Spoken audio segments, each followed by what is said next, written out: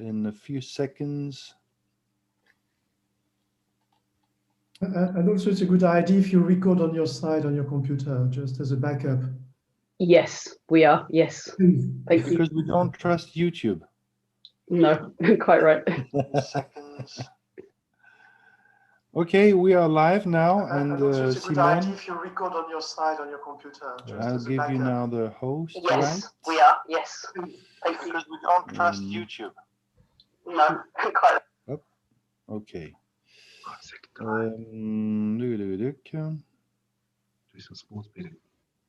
Serge, how can I give the right to Simone to be? I wonder if you have to give up. There can only be one host. I wonder if you can. Are you able to give up being host? You have to nominate Simone as a host. Okay. Transfer. Yeah, I think you click on her and say make host.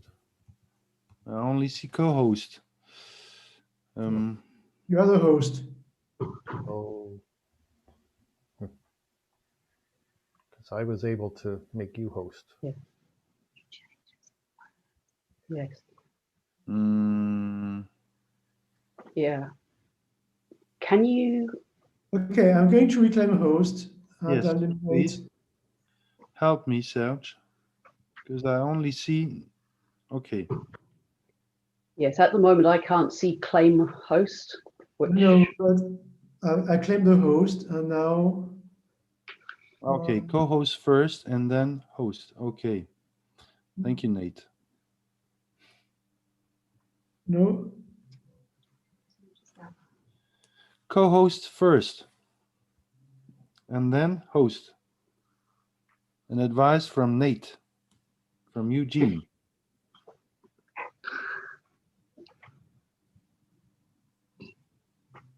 No, okay. Simone is co-host, but she's not host. Okay, well, co-host is a good start.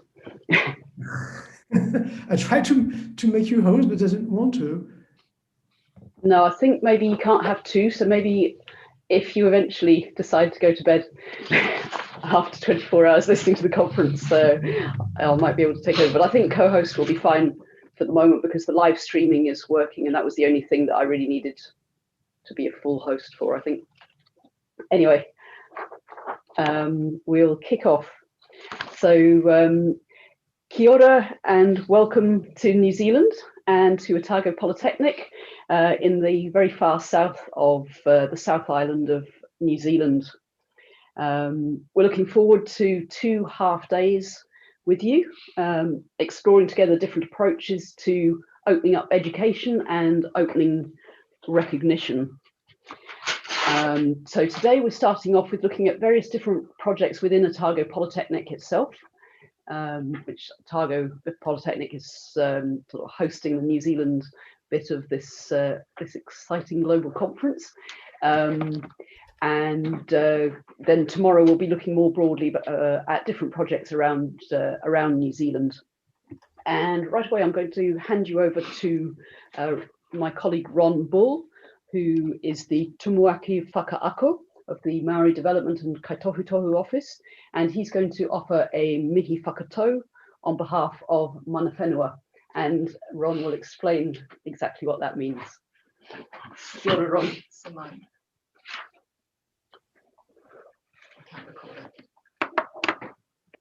Kia ora koutou. Nā te pō ko te ao, tana ko te ao marama, tana ko te ao tūroa, tana ko te kore te whiwhia, tana ko te kore te rāwea, tana ko te kore te tāmaua, tana ko te kore te mātua, tana ko māku. A ka moia māku ki māhorunu i atia ka puta mai ko raki. A ka moia raki ki poko hāroa te pō, ka puta mai ka ao raki mā a. Ka moia raki ki a papa tuanu ki tuarua, ka puta mai ko tānei mahuta mā ko tānei rawa ko pai a haga te takataiti hei Māori ora. Those first words that I uttered were a karakia, with an incantation that talked about the world, the universe, and everything. It talked about, from our perspective, our indigenous perspective, the first thing that existed, well, the first thing that was in the universe was darkness, and then light followed that darkness. But it was a light that allowed for, it was an enduring light that allowed for knowledge to come into the world. or into the universe. For a long time, there were periods of void where nothing existed. But the first real thing that existed in the universe from our stories was a form of moisture. And moisture came together with the great vastness of heaven, and they created the sky, that Sky Father. And from our story, the Sky Father, he got together, he married, and I don't know if they actually got married, or I don't know what the relationship was, but there's a relationship between these things. He married the great winds that blow from the darkness, and they had plenty of children, and one of them came over from the sky to the earth, and his name was Auraki. And Auraki is one of we remember him through one of our through the highest mountain that we have here in New Zealand, and I might talk more about that soon. But the sky also had a relationship with the earth, and through that relationship, through the Sky Father and the Earth Mother, came the environment that we live in, came the trees and the forest birds, and from there came people, and that's where we all came from our stories, as from elements of the earth that are here because of a relationship with the earth and the sky. And if we go back far enough, from moisture, we all need moisture. Kei te mihi ki a koutou, kei te karagau ki o koutou mauka. So I call out to those places, to all of you people out there, and to your mountains, and ko waio ko hana nui rau ko te whatawhata oku mauka, ko aparima te awa he rere atu ki te ara kiwa. Ka rere te waio te ara kiwa ki te moana, ta pukapuka a tāwhaki ki te mautiri titi o Taka Whanauka, ko Kanawera, tiko o tēnei mautiri titi, ko Ron Bull, tōku iwa. In that introduction of self, I talked about the mountains and rivers that I gained my identity from how those rivers flow out through the landscape into large bodies of water, and how in those bodies of water there are small islands that our people go to every year to participate in traditional harvesting, to I suppose refill our spirit, our mauri, our sense of who we are. And when I talk about those mountains and those rivers, they're not just the geographic locations that we sit in. They're markers of identity, deep markers of identity. They're markers of recognition for us. And for the Indigenous people of these areas of New Zealand, when we introduce ourselves as a part of those mountains. We introduce ourselves as a part of those rivers, of those waterways, a part of those islands. So we're not just saying that the place that we're situated, the location is important, as it is, but it's those geographic markers that actually tie into our whakapapa, our genealogy of who we are as part of the landscape. So when we recognize each other through mountains, through rivers, through land, and then finally as individuals, as a very, very small part of that story. So kei te mihi kia koutou anō. So and I call out to those places that you're from those mountains, those rivers, those landscapes, those waterways that you sit in amongst, to your places. And I recognize those places as places of significance. I recognize those places as being the landscapes that inform your identity, whether that is active or not, that identity, or that formation of identity. Kei te karaka ki te Turtle Island. I acknowledge our friends. I heard them on before from the Turtle Island, and acknowledge those life stories and those places and those ways that you recognize yourself as being on the back of that turtle, and the stories from the darkness that inform that story, that narrative. So here we are, way down in the well, actually in the top of the world, because when the people drew the maps back in the day, they drew the world upside down. So apologies to everyone in North America and Europe, but the maps are sort of upside down. We're at the top here, eh? So So a big acknowledgement of welcome to you all from a different part of the world that you're from. And we're starting our time here with what we call a whakatau. And a whakatau is a traditional way that our people use to pause time, just to pause time and to say things are changing. There are some people that are coming into the room that haven't met before, that haven't shared breath yet. So we need to take that time just to stop and pause and share breath and breathe through our nose, breathe that moisture of the air that's around us through our nose together. So an acknowledgement from New Zealand to you all, to those places that you're from, to that air, that moisture that you're breathing, and of course, to you all as individuals. Now, quite purposefully in that conversation, when I was talking about landscape, I used that word recognition. That recognition, that cognition of who we are, that thoughtfulness of ourselves as a part of and not apart from the landscape is important for many Indigenous peoples. It's how we understand ourselves as individuals within a collective, within a landscape. And it's that connectivity of being within the landscape that informs identity, but also informs practice, the practice that comes from that identity of living within particular landscapes. Our people, and I love saying that, it makes me feel sort of like Martin Luther King, my people down here. We sometimes parts of the year we live on the coast and we eat the fish and the birds from the sea. At other times we go inland and we eat those forest birds and we collect the food from the forests, and we go up to the mountains and collect food from the mountains. And we live a cycle of migration that goes to various places. And each one of those places, each time that we interact with the food sources from those places, we participate in the cultural practices and the harvesting practices that have been passed on from many, many, many generations ago. We relive the language that those people have passed on, and the thought processes and the sense of identity that are passed on through those processes.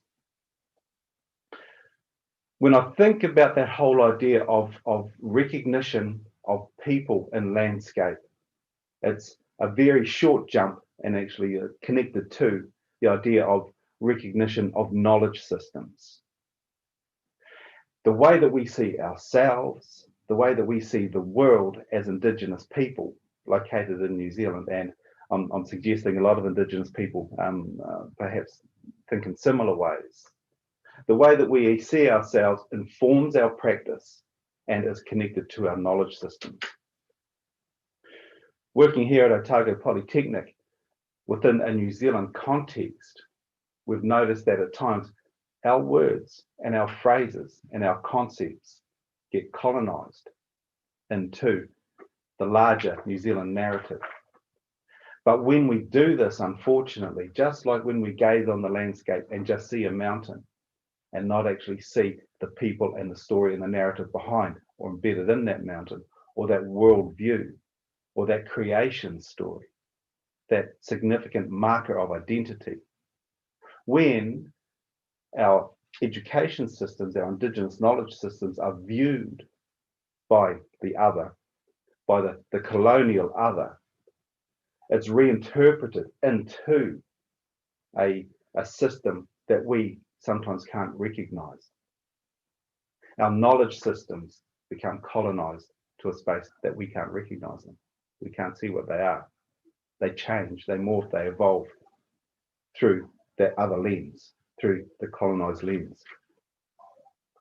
So as part of my role here at Otago Polytechnic is to reimagine from an Indigenous perspective what those knowledge systems are and how they work within landscape, not exactly how they work within these four walls that we're sitting within now, within the institution, within the academy. And there's a challenge within that. How do we actually, from an academy perspective, from an academic perspective, how do we break away from those traditional knowledge systems that are informed by the West? How do we break away from those colonizing systems that tend to sit alongside or on top of ours? And how do we actually make these things the same or similar, give them the same weighting, the same importance? Say that our knowledge systems, our indigenous knowledge systems, are equal to those ones that have been imported. And in fact, what we can do is if we take Western knowledge systems, recognize the value of those within our modern society. If we take our indigenous knowledge systems alongside, but issue that challenge of understanding those indigenous knowledge systems and how they fit in alongside our new systems. How does that create something new and bold and exciting? A hybrid of systems that's informed by two narratives of recognition that values both of those stories, values those narratives, values those people. Initially, when I referred to the highest mountain on our land, onto Aoraki, Mount Cook, that mountain that we look at and we say he's the most chiefly one, that mountain. There's another name that sits alongside that, a name that our people recognize as well, and that's well, I said it before, it's Cook. Aoraki and Cook, our highest chief, our demigod that came down from the sky, sits alongside the name of a person that arrived here on a boat from Europe. And it recognizes the importance of a shared narrative, a shared story, sitting alongside each other. So, kia koutou katoa, nau mai, haere mai, tauti mai, ki te whetua te tonga. So welcome to the place where the stars from the south shine. Welcome to the conversations, to the narratives that you're going to be sharing with us in this place. Welcome to your whakapapa, to your mountains, to your rivers. Bring them all. Let's put them all together. And when we share our narratives, we'll come out with something beautiful, something new and exciting that recognizes who we are as people within this kind of place. Have a great time. Kia ora. Swapping over. Kia ora, Ron. Thank you very, very much indeed for that welcome on behalf of Mana Whenua, and that's very refreshing and thought-provoking way of approaching recognition, the theme of the conference. I'm just going to try and hit the record button now because that wasn't working before. That should be happening now. And I'm now going to ask my colleague Una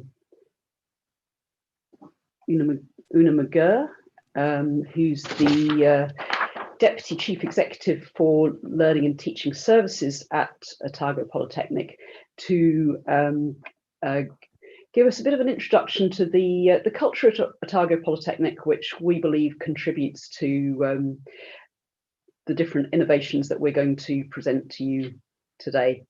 So Una, are you able to, you're unmuted, that's good. I am. Can you hear me? Yes, that's great. Thank you, Una. Okay, so thank you, Simon. Kia ora, Simon. Tēnā koutou, tēnā koutou, tēnā koutou katoa.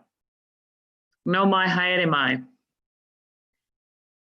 Tō una toko ingoa. Welcome everyone. Hello from Aotearoa, New Zealand. I'm Una. Simon, thank you for your wonderful introduction. As you know, I'm the Deputy Chief Executive here at Otago Polytechnic. You will see from my background, I'm not at the Polytechnic today. So I'm welcoming you from another spot on the lovely South Island of New Zealand, just slightly north of Dunedin of Te Poti. I'm up here in Christchurch, and so I'm beaming in today around the globe to all of you. So a very, very warm welcome to you all. Thank you for joining us in the Asia Pacific region. We're delighted to be hosting from this end of the fantastic ePIC conference. So I wanted really just to share with you today some of the cultural values really of Otago Polytechnic. So, and talk a little bit about the innovations that we have been able to develop in collaboration with our colleagues, both locally, nationally, regionally, internationally. Some of the great things we've been able to do because of the culture that we have really been gifted by our previous CEO. Many of you will know him. His name is Phil Kerr. He led our organization for 16 years, and he took it from a place of almost certain demise and significant deficit into the leading tertiary institute in New Zealand in our sector. So he did a wonderful job, and the way that he did that was to build a culture, and he built a culture over time. And of course, he led us, and we joined him. We didn't follow, but we joined.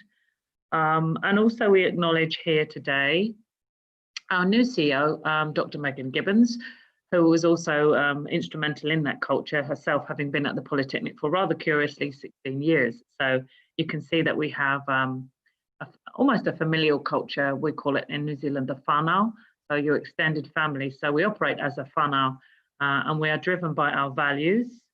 Our mission is that our people will make, well, our vision rather, is that our people will make a better world. And we are driven by our values of caring, courage, accountability, and empowerment. So I think it's important to share that with you as I start to look at some of the actual physical innovations that we've been able to drive here at the Polytechnic. So that's really the background. We're a small polytechnic. We have between just coming up to 4,000 Fs, I suppose you would call it, 7,000 people, bodies on the ground. We've got a staff of close to 800. And we're relatively small by global standards, we know. We like to think of ourselves as typically Kiwi, typically New Zealand. So we're small, but we're mighty in some ways, we hope. Okay, so I'm going to attempt to share my screen, so I'd ask you to bear with me because these are always slightly tricky moments. I'm just going to make sure I pull up the right things and you don't actually start looking at my emails. And then I'll begin to share with you. So if we go into screen sharing, then I'll just ask Simon if you can confirm with me that you can see the screen. If you just give me the nod, then that makes it easier for us to continue. Yes, that's working fine, Una, thank you. Okay, great. So the first thing, obviously, one of our innovations, we would say, is the great privilege of working with you all today and being co-host of this fantastic conference. That's also driven very much by our policy of sharing people where we can. So Simon, who's been one of our fantastic organisers and is helping us to keep Safe Today on screen and off, and has done an amazing job in bringing this all together for us. Simon actually works in our learning and teaching team, but is also part-time seconded into our colleagues at the Open Education Resource Universitas. So I'll show you a little bit that in a second. What's interesting about that is that's part of our ability to share and collaborate. So in order to do what we want to do, we have recognized that we need to be able to use our resources in a meaningful way and to be smart, literally in the kind of economic sense of SMART. So we use that philosophy and we draw on it all the time. And so Simone and her colleague Claire have been instrumental in helping us to grow our hosting of OERU, but also enabling themselves to grow their own skills and abilities within the broad remit of tertiary education. So we look at things in a reciprocal way. This isn't the first conference that we've co-hosted, and it may not seem like an innovation to many, but for us in New Zealand, where we are quite geographically isolated, it's a wonderful way of being able to tap into our colleagues globally and also to understand what innovation really means. I personally have a view that it's a word that we kind of overuse. I think sometimes what we do is re-innovate or we reinvent, but either way, it's wonderful for us to be able to do this, and we're very privileged to have people like Simon and Claire who enable us in that space. And of course, our colleague, Dr. Wayne McIntosh, who you will hear from later in the conference. So really sort of stretching our sort of reach and enabling where we can to give a small or a medium amount of resource, but that we know that if we work in collaboration, we're able to have a bigger impact. So this in itself, being here today, is, we would argue, part of our sort of cultural commitment to both open education and also to collaborating globally. Not always something that remote countries are good at because of the physical constraints that we sometimes experience. But of course, as we know, COVID has really enabled us in some ways to draw on what many of us here have believed for some time, that we can do things through a kind of virtual connection and network. And we would argue that that's been going on for a long time, as we know, and particularly with our colleagues.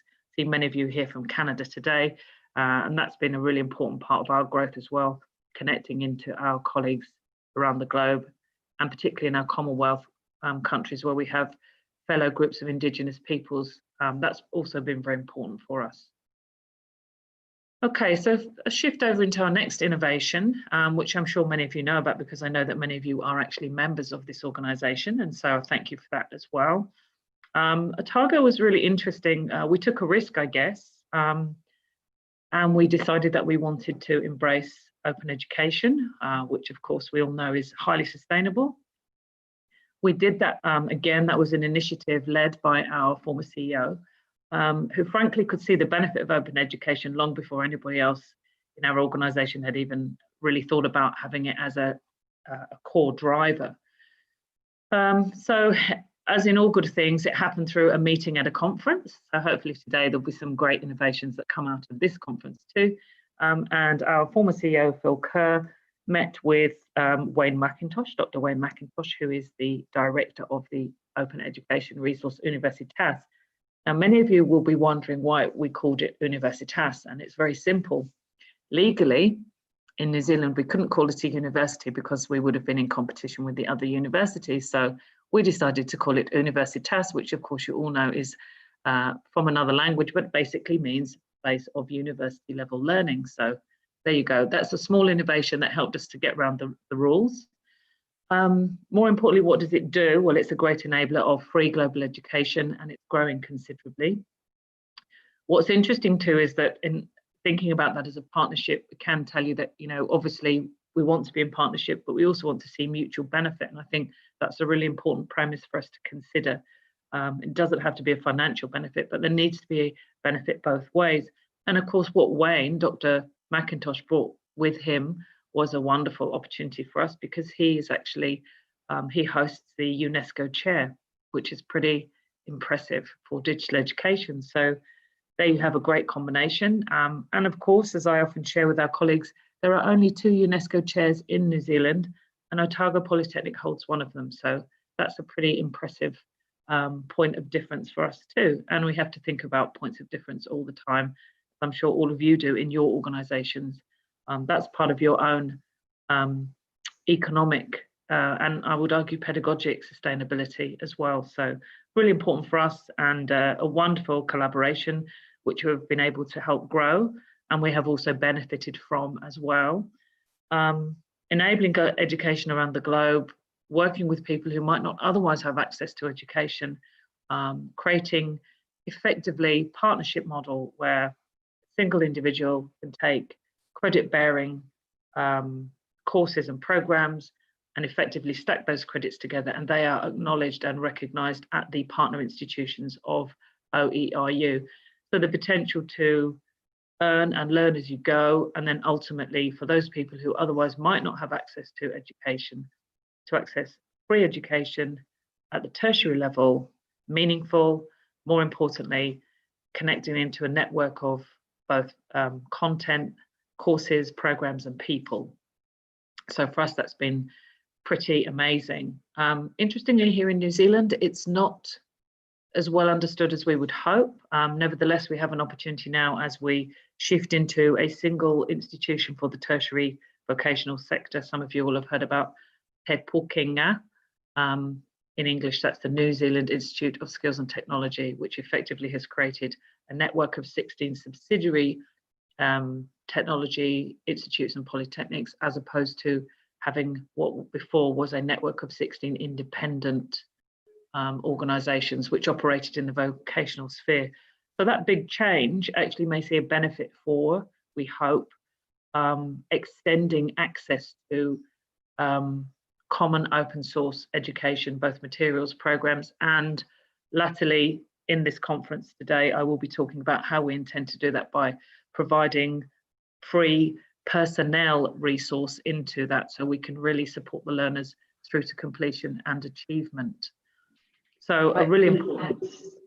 Sorry, Una, I'm just going to give you a sort of 30-second warning. Thank you. Sure, that's good. And then we go through, we have some other initiatives here. We're part of the regional UNESCO, the UN network of Centres for Expertise in Sustainability. Some of you will also be familiar with our internal, it's now going global, a capability network, which we have developed a capability tool for our learners. So that's an employability tool, self-assessment. And here we also have EduBits or micro-credentials, which is New Zealand's only micro-credentialing service, and that was established by Otago Polytechnic. So just taking you through a taster of those, and the reason that OERU has figured so importantly in this presentation is because it's really through that we've been able to grow all of those initiatives which serve our learners here locally, regionally, and of course we hope nationally, which is about to happen, and internationally. So a whole menu there. We have many other things we could share with you, but I think we chose these because these are particularly important and we believe that they are transferable, and we're very happy, of course, to share any and all of those with you in greater depth should you wish to hear more. Kia ora, Una. Thank you very much indeed for that introduction. So just to make sure we keep on track, I'm going to hand over right away to our colleagues from our team that's called Capable New Zealand. And we have Margie Jean Malcolm, who's a facilitator with Capable New Zealand, and Tracy Te Waka, who is actually an alternative education coordinator at Waihi College, but was also a student at Otago Polytechnic, working with Margie Jean. So kia ora, Tracy and Margie Jean, and we can see your slides on screen very nicely, thank you. And so I'll hand over to you. Tēnā koutou katoa, ko Ruapehu te maunga, ko Wanganui te awa. Te atahau nui a paparangi tōku iwi, ko nā te hauaroa tōku hapu, ko nā puaiwaha tōku marae. Ko au te awa ko au, ko Tracy Te Waka tōku ingoa. So that was my pepeha, my way of introducing myself, acknowledging and giving recognition to and locating myself within landscapes. They're important to my people, in particular Mount Ruapehu in the North Island, the Wanganui River that flows from Mount Ruapehu to the ocean. And there's a little koawa, ko te awa, ko au te awa, ko te awa ko au. I am the river and the river is me, and that speaks to that intimate connection and relationship that my people have with our awa, with our river. So my background, as mentioned, is working in alternative education, which is working in the secondary sector, secondary education, working with students that have been I think the terminology used by the Ministry of Education is alienated from the mainstream education. So it's students that really haven't found their place in our traditional system. So I'm very active and really interested in seeing change in that space, in particular for our Māori students. So our student cohort is predominantly Māori and predominantly boys. So yeah, so I come with that background, and I stumbled upon really the Leadership for Change program. Very pleased that I did so, and so yes, I'm a recent graduate of that program, so that's me. Kia ora, Tracy. Yeah.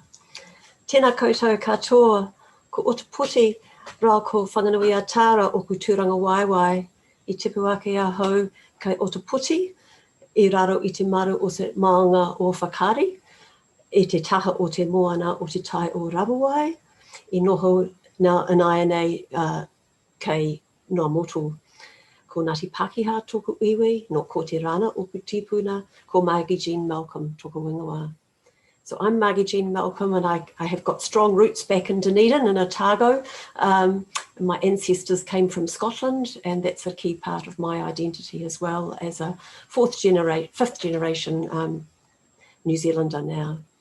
I'm a teacher on the Bachelor of Leadership for Change that has only got off the ground in the last couple of years. And today we want to do a kind of dialogue between Tracy and I from a learner and a teacher perspective to really try and bring alive to you a culture of self-determined learning that the Leadership for Change program is founded on. And the shifts that's required for both of us, even though it was, how this program's trying to foster learning and the changes that's meant in how we design assessments and how we recognise different forms of knowledge, as Ron has beautifully referred to. I love that sense of the bringing together of the Western and the Indigenous knowledges. And the sense of what does that challenge us as individuals, as teams, as institutions to do in terms of sharing power and always being learners ourselves. So we're speaking as ourselves, but we're also behind us is some developmental evaluation we've been doing with the learners and the other staff on the program. So we're not only giving voice to our own opinions, but we don't in any way pretend to represent everybody's perspective. So Tracy, tell us about this beautiful kete. So this kete, so it's a basket and it's woven from harakeke flax, and it was a gift to me at a significant time actually in my study when I had some big decisions to make, and my auntie gave it to me. And I was as we were thinking of how we were going to present and what have you, I was reminded about this kete and reminded that when we consider leadership, when we consider rangatiratanga, that the root word for rangatiratanga is rāranga, and rāranga means to weave, and so when you consider leadership around weaving, weaving together really. And so the interesting thing about this kete is the design of it. There's two designs, and one is called wahi rua, and wahi rua actually means to separate, to be a portion of, a part of, to break open and to break through. And whakatū is the other design, and it means to stand, to make something to stand, to construct and to establish something. And I suppose I thought it was a really beautiful picture, Margie Jean, of the Leadership for Change program, and I suppose what that has been in my life, but I think as a program as a whole and what it offers. And so when I reflect on the program, it offered a framework really that allowed tauira, it allowed students to contribute to explore and to exercise rangatiratanga over one's own learning. Well, that was certainly my experience. And obviously within that flexible structure, the learning and the life experiences of the students were woven together to create a beautiful vessel at the end. So not that it's actually about an end point. I mean, that's certainly not my understanding of it and my value, how I see education. But so I just thought it was a beautiful symbol, really. One of a number of metaphors that we'll share with you today, and a beautiful one. Thank you, Tracy, for starting off with. So just a tiny bit of context about the Bachelor of Leadership for Change, but both Tracy and I have actually got articles that are about to be published by a Otago Politics Journal of scope that can fill in more background. So we don't want to take too much time with background, but just a bit of a sense that this is, I often describe this as a come and design your own degree, but within that it's not totally open-ended. Yes, there are courses, there are learning outcomes, there are assessments, but in a co-creation process, we sit down with the likes of Tracy and say, so what's the change you want to make in the world? What are your strengths and capabilities you've got now? What capabilities do you think you need to grow? What are your learning edges? Yeah. That was an expression of mine I had to keep explaining. What are your learning edges? In other words, the areas you need to grow into. So that by the third year, and Tracy's going to tell you a little bit more about her third year project, people are actually, so you're learning in and through experience, real world experiences all the time, and working towards a year 3 change project where you're actually going to demonstrate your capabilities to make an impact on the world. And boy, did Tracy do that in spades. So subtly different from what we might, So this is where we meet on Zoom, a few times a week for classes, where we're doing everything ranging from coming together as non-Māori learners, figuring out what does it mean to be bicultural practice mean to us for Māori learners coming together, but then the whole group coming together with guest speakers, with classes where we're sharing presentations, reflecting on what's happening, sharing, and that's where as teachers we start to introduce frameworks as well that help people make sense of things. But very much a shift from self-determined learning being very learner-led. And so we're making that shift from being very teacher-led to being very learner-led, and trying to unpack what do we actually mean by self-determined learning. So you've got a beautiful whakatauki that sort of expresses some of this, that leads us into this. So clearly you can tell I like symbolism and I like analogies and what have you. So this is a really beautiful whakatauki, I thought, and it again sort of sums up I suppose the journey and how that's been for me. Tutu mai e tāwhiri mātia whakatere ana paupaka. When tāwhiri mātia rises, paupaka sails. So really what it's talking about is when the appropriate conditions arise or they're present, that one acts. And it's been very much like that. It's been quite responsive to, I think, where learners are at and what is alive for learners. And it's made it hugely powerful and living, really. Yeah. So tell us more about your first impressions coming into the program, and what was challenging, what was exciting, what was the learning and the unlearning that actually had to happen? I suppose first off, I'd just like to say that it really aligned with my own values. There was a sense, I remember saying to my brother, we were driving home from a tangi, from a funeral up north, and I was reading, I found it on Facebook actually, then I sort of started exploring. And I said to my brother, I said, oh, this is written for me, listen to this. And I was reading this sort of blurb out to him. And it really, it fitted perfectly with my understanding of learning being a journey. And in particular, I suppose I was drawn to the fact that there was an acknowledgement of past experiences and learning experiences, but life experiences as being of value. And I suppose that sits also with my tupuna, so that my ancestors' understandings of knowledge and learning, really. And I suppose that in a sense, learning, gaining knowledge is for a purpose, and generally it's for a purpose for the collective and your role within the collective. It has a timing of its own.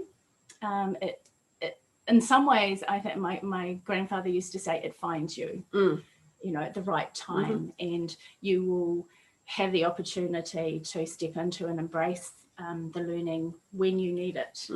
And so I've lived my life like that. I haven't studied just for the sake of studying. It's had to be of importance and alive for perhaps the career I'm involved in or what is happening in my own life. So that was obviously why I first got drawn to it. But I think the second thing too was that I recognised that in order to affect change, I'm already involved in that change space, as I said earlier, with the students that I work with, and the uncomfortableness of that space. And that was a real challenge to me to become the change that I wanted to see. I actually had to step into the waters of change myself. And that was hugely challenging on a daily basis. I think the first time I came away and I thought, whoa, this is going to be interesting. But I committed myself to that space. I committed myself to allowing myself to be vulnerable. And I think probably that was a huge learning, that it's actually important to find spaces and to allow ourselves to be vulnerable for learning to emerge. I think I recognised also, whilst I thought I was right out there leading the charge and change, I realised that actually I'd been quite conditioned to, I suppose when I consider working in the compulsory education sector, quite conditioned to the structures and the mindset of what, of how knowledge is measured really, and how knowledge is framed. And so that was, there was a lot of unlearning that I had to do. And And that is definitely one of the challenges for many of the learners, to step into the, oh, help, I've got all this freedom, but actually just tell me what to do. Yeah, you know? exactly. And that's, So it comes with its challenges. And I guess from a staff point of view, there was both that sense of values alignment that you described hugely for all of us that jumped into the team, actually only a month before these other learners came on board the waka. But there was also this unlearning of, I had just been involved in management and leadership of not-for-profit learners and been studying, what's the core curriculum that people must know, and you had to let go that mindset of having a set curriculum. And yet we did still need some structures in place. So we're constantly moving between that sense of what's enough structure to actually hold people through that uncomfortableness without taking away that experience. Because you talk with the kete of the breaking through and the breaking out. That's the journey that we're actually holding people through. So yeah, a lot of alignment for us in the teaching team, but a lot of real shift of mindset for teaching. No, I'm not going to go into running this class with a lesson plan of what I'm going to teach. I'm going to go in and listen to what's alive for the students, and I'm going to share the knowledge that I've got at the right moment and the right time, and introduce frameworks and experiences, all powerful questions to help people through. So if we move from there to the theme, honing in more into the theme of this conference, one of the big challenges for us as teachers was to think about how we write assessments. So traditionally, we've written knowledge-based and content-driven assessments around particular competencies, whereas this is capability-based, and we were trying to make them as open-ended as possible to be as inclusive of different forms of knowledge and different ways of learning, and yet defined enough so people knew what on earth are they supposed to do. So many of the conversations with the learners was, what on earth does all of this mean? What does it mean that I'm meant to do? And, we'd shifted language from must provide to might include. And for most of the assessments, there was some flexibility about how you actually produced that. But we were still grappling with all that sort of reductionist language of not wanting to be able to demonstrate holistic performance, but still, having to have some structures around that. So we had got a lot of flexibility in there, but at the final assessment, there was this requirement that 60% of the final assessment was based on a written report that needed to be provided 2 weeks before the final oral assessment that was weighted for 40%.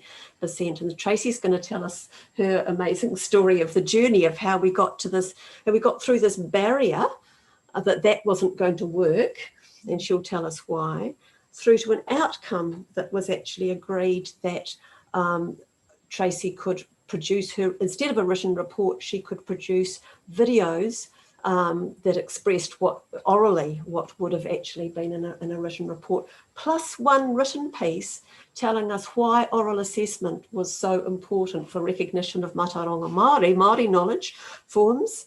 And she came to her final assessment with her whānau and passed with distinction. So this is a good news story, but it's important to understand. It's a wonderful news story and a wonderful journey, I would say. It's been a privilege to share that journey with Tracy and this telling of the story. But what's really important is to tell us your lived experience of the journey on that. Yeah. I suppose so. Just to locate myself within that journey, I'd already been involved for a few years in my community in education circles around challenging mindsets, and in particular around the dominant discourse in education around reading, writing and math as being, I suppose in a sense, the holy grail, how we measure, how we frame, how we capture knowledge. And so my third year project was a project that I was sort of involved in with a team, and we were providing a kaupapa Māori learning experience. So a learning experience that was of huge value, but was not framed in reading, writing and maths. And it was framed from a Te Ao Māori perspective, so from a Māori worldview and Māori understanding of learning and knowledge. So a lot of it was oral, and it was a partnership with iwi, so it was a partnership with the Māori community to deliver it. And so it was interesting. So in that space, we had staff who were sort of, typical educators. Can I write stuff down? Can I record it? I need to capture this learning to show the sort of outcomes and what have you. So very focused on the outcome. in a sense, a form of assessment really of that learning experience. And so clearly we were actually immersing ourselves in something different. So then to come to writing my report, to capture my own learning in that process as a written report, I tried. I sat down to write. So it's not that I can't write or I don't enjoy writing. Absolutely not. I really enjoy it, but the words weren't coming. So I actually went home. I went home to Taumarunui, so I don't live in my ancestral lands. I went back to the awa, where I often go to sit and reflect and contemplate. And I went to my, and this is where the kete comes in. This is a really significant part of my journey. And I went down there because I was like, what is happening? Why can I not do this? It's normally pretty easy for me. And I went to visit my auntie and uncle, and I saw a drawing. My cousin's a beautiful artist, a drawing on the wall of my grandfather. And I was reminded that in the 1950s, he was a real advocate for the Wanganui River. And so he went to the native land courts, and his submission to the court was a waiata. It was a song. Yeah. And so within that song held generations of understanding and knowledge and the significance of the river to our people. And so it was a valid, hugely valid, from a Māori perspective, a hugely valid submission. But all that's recorded, and you can get the papers online and see that the kaumātua arrived, he sang a song and he left. And it was at that point that I realised I'm not meant to write. That's not what I'm meant to be doing. And so my auntie gifted me the kete, and I thought, oh, that's really lovely, that's beautiful. And I hadn't really thought too much about it until afterwards, when I started thinking about the significance of the design and what have you. And it is such a beautiful picture, really. So, yeah, I mean, I suppose, to be honest, the irony of the fact that I was asked to write why an argument as to why oral assessment was appropriate. It wasn't lost on me, but at the same time, I realised it gave me an opportunity to speak to a whole other audience that I wouldn't have had if I just done my written report, you know. So it opened a window for me to step into a whole other space of change and amplify the change. You're making. So I embraced that with open arms. So I suppose for me that behind all of it really was seeing change brought into a space. So I'm just thinking of secondary education. A lot of our work is done in preparing kids for tertiary education, students for tertiary education. And so I recognise and realise that actually if we don't have a shift at tertiary level, then we're going to continue to do and to perpetuate what we've always done, really. So and you even amplified that impact by the whānau who came from your school and others as well, and what did they think? And so there was an immersion of an experience for them as well. It was a room full of educators, past principals, and my whānau, and the team that led the research project that were part of the Tiki Tour, which was the research project that I did. And it was interesting. There was so much dialogue afterwards about what an amazing way to capture knowledge and what a beautiful process. And so there's been a ripple effect of, okay, well, what are we doing in our organisation? How can we actually open up that space of assessment to embrace more learners, and particularly our Māori learners? So that's been really exciting too. Yeah. The biggest joy for me was their comment about what if more of education wasn't like this. So we felt like we were feeling our way. And I guess I know when it's time to nearly wrap up and get your questions, but I think some of the big learnings for us out of this are, so many of the questions about who defines success and how we measure success. Success is still very much seen through very Eurocentric eyes, and we hope to keep moving, and we will keep moving and adapting in this program, to keep thinking about more ways of involving learners, not just individually but collectively, in how assessments are actually designed. Because I guess the whole question about how do we get anywhere near tino tauranga tiratanga in our institutions, was sort of at the core of your project, and it's at the core of our thinking about self-determined learning. So yeah, I don't know whether you want to add more at this point, or Yeah, some well, summing up comments, and I'll add a few. Sure. Well, it was interesting. I mean, even doing the Tiki tour, having iwi, partnering with iwi, so bringing Māori to the table, or actually going to the Māori table, not actually, here we are, come to us. Yeah. And that in itself was huge, and having to learn, it's a dance really, and having to change the dance and learning to dance and flow with others, which meant that as an organisation we had to put aside our desire really to hold power, and to commit to the vulnerability and uncomfortableness, I think, of being able to share power with others.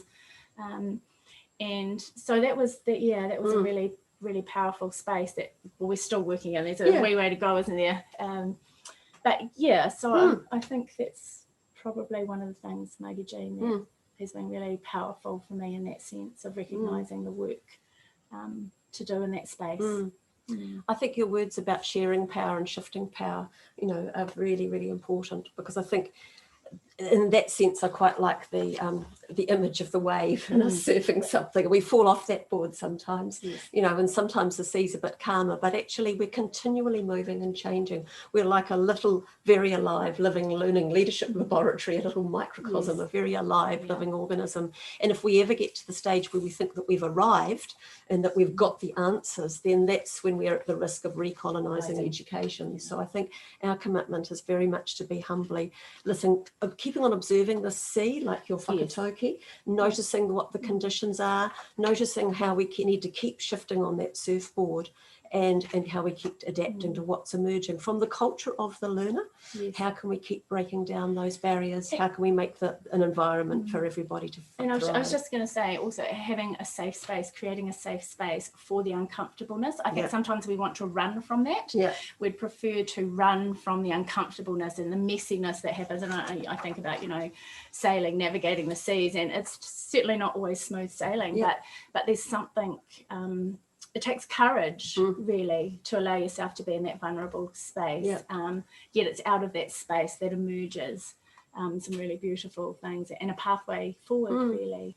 And so when I think about our nation, and I consider how as a nation we're on this journey of decolonisation, and lots of organisations, it's sort of not necessarily the scary word, and what's becoming, people are becoming more comfortable with it.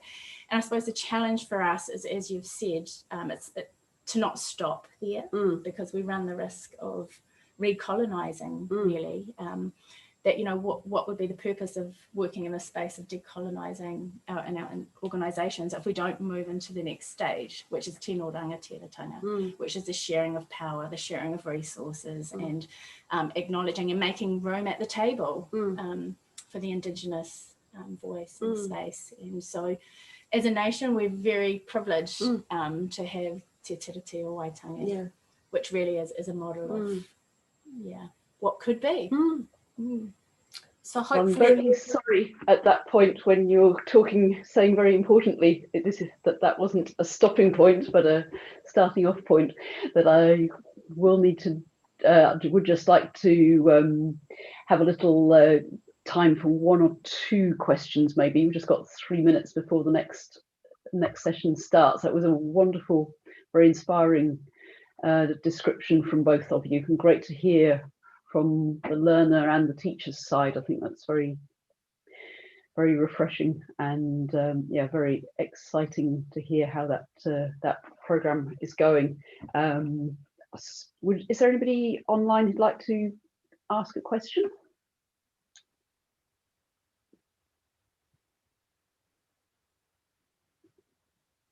I know there were some comments in the chat as well.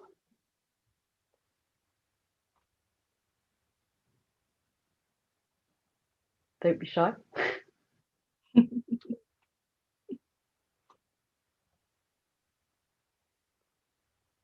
I'm just thinking about the uncomfortableness of asking questions, actually, and if we've got any, is that in this whole space we've actually got to learn to embrace uncomfortableness, and hopefully we've demonstrated the uncomfortableness for the learners and the teachers, but that actually right across our institutions we've got to get more comfortable with being uncomfortable with innovation and sharing power, really, and just being learners together. For the ARCO space, we've all been teachers and learners together, and ARCO means to both to both teach and learn. So yeah, please, would be lovely to have any question if we've got 1 minute for one. If not, then encourage you to keep asking questions in future sessions. And do we share slides, Simone? So the slides have actually got a whole lot of references on them as well. Yes, that would be great. I'm sure there's somewhere where we can put that up on the conference website. That would be really good. There's certainly, yes, lots of. Here's a question coming. Does the decolonization of the tech come into the conversation? Do you mean by the Polytech? I don't know. So I'm going to.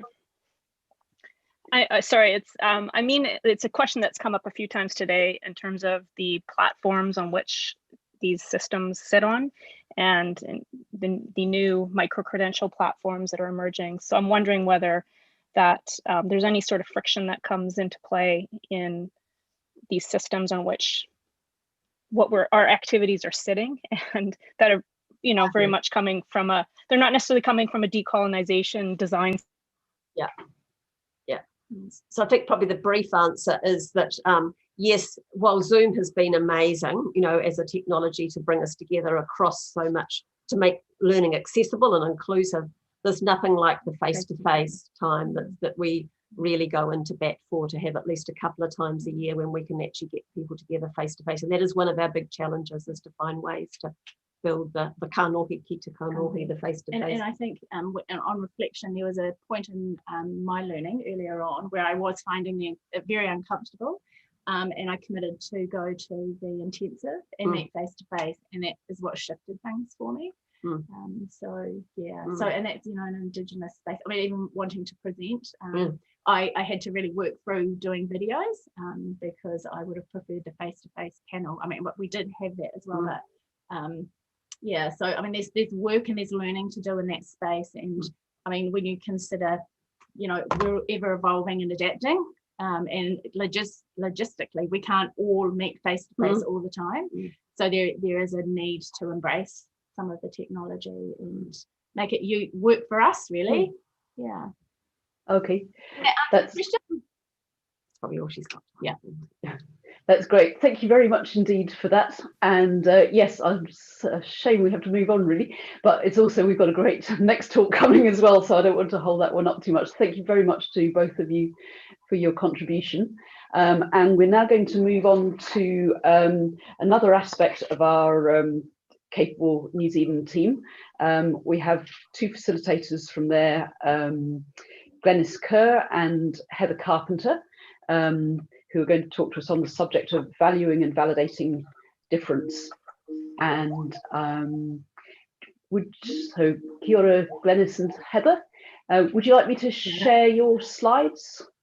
Yes, please. So I will just give that a go.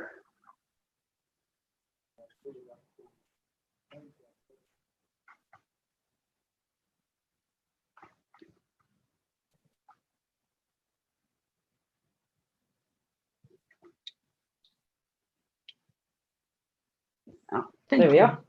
Thank you, Simone. And we'll do as we agreed. I'll be saying next. Great. Okay, I will try and pay attention.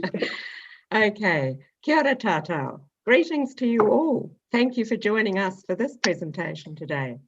Glenys and I are zooming in from different areas of New Zealand. I'm beginning the presentation from Waiheke Island in the Hauraki Gulf. I am a long-term facilitator, assessor and mentor in Capable New Zealand, and Glenys will introduce herself a little bit as she picks up the conversation later. So I'll begin, and we're sharing our work with you today in an area that we're both very passionate about and have worked in for many years. The presentation is entitled Valuing and Validating Difference.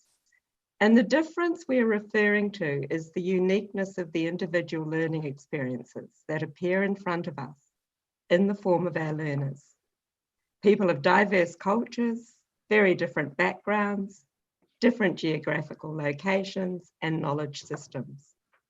Our passion lies in assisting them to value themselves and to recognize whether it's their working, creative, family, or community experience, the value of the knowledge and skills they've gained from that. Next, thanks. We love this quote. We love this quote. It suggests a shared world with shared narratives. This quote might belong to many of our learners. It is in fact from Sarah, a Māori woman who for many years worked in community and social services when she graduated with her Bachelor of Social Services. It could be David, from a Portuguese fishing family who provided us with a hugely impressive portfolio as a skilled catering and hospitality manager. He was very emotional at his assessment as the first in his family to enter tertiary education and to achieve. It also could be Hale, a Tongan rugby player who you will hear more about later. In common, they held the beliefs that they would never enter this world or belong in this world, the world of learning and the world of tertiary education. Next, thanks. So what we offer these learners is a significantly different learning process. First of all, just to say something about the independent learning pathway, it's derived from early experiential learning approaches developed within Capable New Zealand. And you've heard Phil Kerr mentioned today as one of the, and Glenys, as one of the early leaders of those approaches. And it is a model that's been validated both by practice and research, and particularly that undertaken by Glenys in her doctoral work. It is one that places the learner at the center of the process. It's a personalized approach. It's for self-directed, self-managing learners, and it offers individual facilitation, one-to-one, by phone, technology, distance processes, email. The program structure recognizes the other pressures of the learner's life. It allows the learner to keep working as well as study. And there is a clear facilitation model in place. And that sets out how the learners will be guided through their learning journey. And Glenys will talk about that soon. Next, thanks. We work hard to ensure equity of access for experienced adults. We begin the personalised approach at the inquiry stage, beginning a relationship with the learner that is predicated on success. The inquirer has a profiling interview with the facilitator about their background and their goals. The learners are immediately engaged with us as individuals with unique stories, unique histories, and their own aspirations. So every care is taken to ensure they have the competencies and the abilities to reach the level 7 standards for the bachelor's degree they are entering, or to have them consider diploma alternatives at lower levels. And I apologize if you can hear my coffee machine turning itself off. I didn't realize it would do that. Facilitators are encouraged to develop the questioning and listening skills to hear the learner and the depth and complexity of their stories. They often make light and dismiss the huge knowledge contribution they already hold. Next, thanks. So what we ask of them is a portfolio of specific learning tasks, and you can see those set out in front of you. They begin with reviewing their early life and influences, the values they've developed, enduring ideas that have come from family and community, early influences from locations, but this is also the beginning of their practice of reflection. They look back into their career history, they analyse it, they articulate and interpret what happened in various roles. What did I learn? How did I learn it? Who did I learn it from? And this is not just work, this is life events, this is community participation, this is marae, this is governance, this is sporting organisations. Wherever they learned, they are asked to interrogate that learning and think about what they really learned as well. So they write case studies of learning scenarios. They choose the topics, but they're chosen to evidence the graduate outcomes that they're required to meet for the particular degree they're choosing. And they summarise the evidence of their learning against those outcomes. That is the graduate profile, and identify any gaps. So as they progress through this, they are beginning and developing a process where they are understanding more fully the extent of their learning and where their gaps might be to meet a required credential. Next, thanks, Simone. So just following on from the last two aspects of the portfolio, they are increasing their capacity for reflective skills, they are increasing their capacity for self-awareness, and when they discover in the new learning processes, and they've already discovered new learning about reflection, it leads to the discovery of theory. And this for many is like water in the desert. It's like a whole world of new ideas that exists outside their frameworks. It enlarges their thinking, it excites them, as well as validating strategies that they already have figured out, or cultural ideas that they've grown up with. So at the same time, they're learning to discern, evaluate, question information, examine evidence-based practice, and develop their academic skills. So lastly, we ask for a synthesis of these ideas so that they have a model of practice, a new model of how they will work, which integrates their new learning with their knowledge and skills. Thanks, Simone. So this is a bit hard to see, but we are very clear about the transformative nature of this process. The sequence of the learning tasks has a transformational aspect built in the deepening reflection process. And so we found it interesting to map the portfolio process against the actions and a reflective process of another model, which has been developed by Sharp, the transformative learning process. And we encourage you to have a look at that more deeply. The actions in the center marry up with our learning tasks and the developing reflective practice on the left. So what we are saying is they are moving through a process, and we see the transformational nature of that at the end when they graduate. Next, thanks. So it's me. So good morning, everybody. Thank you. And I'm in the far north in a small town called Manganui. So you may see cleaners about to walk in my room or children outside to swim. So I apologize in advance. Thank you, Heather. So once this portfolio of evidence is pulled together with the facilitator and the learner, it gets sent to peer review. So formative assessment, where a peer reviewer reviews it to check that all of the information is there that should be there.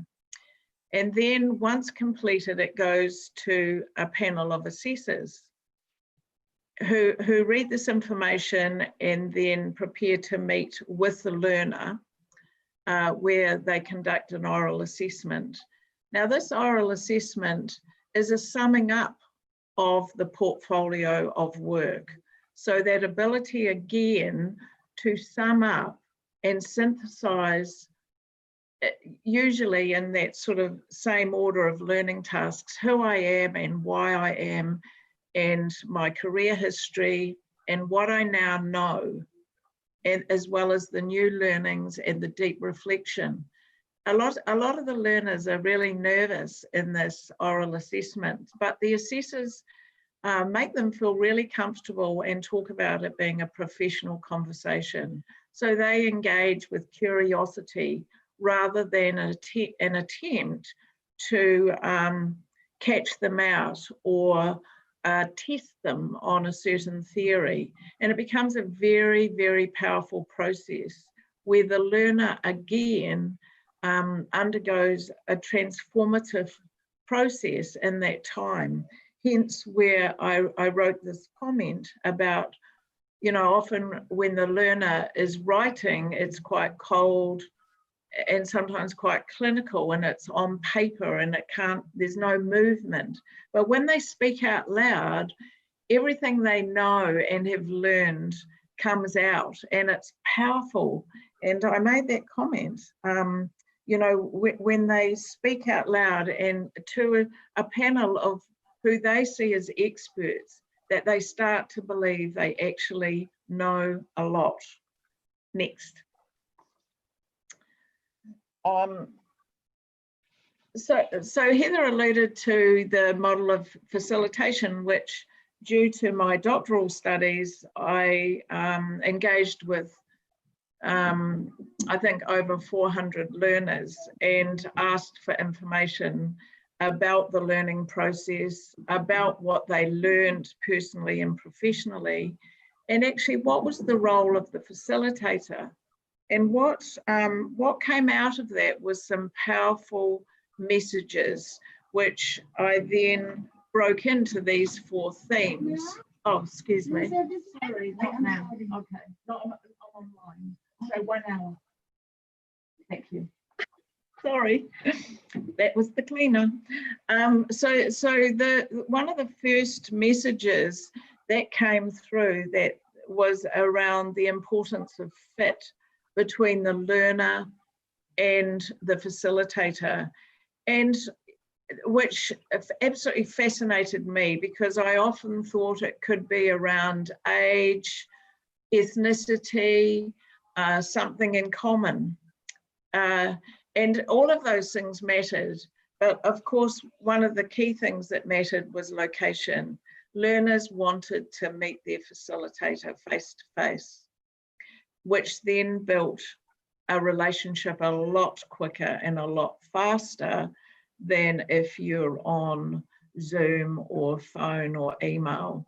So my role was to, when a learner applied to undertake this program, was to check out what was important to them in terms of fit.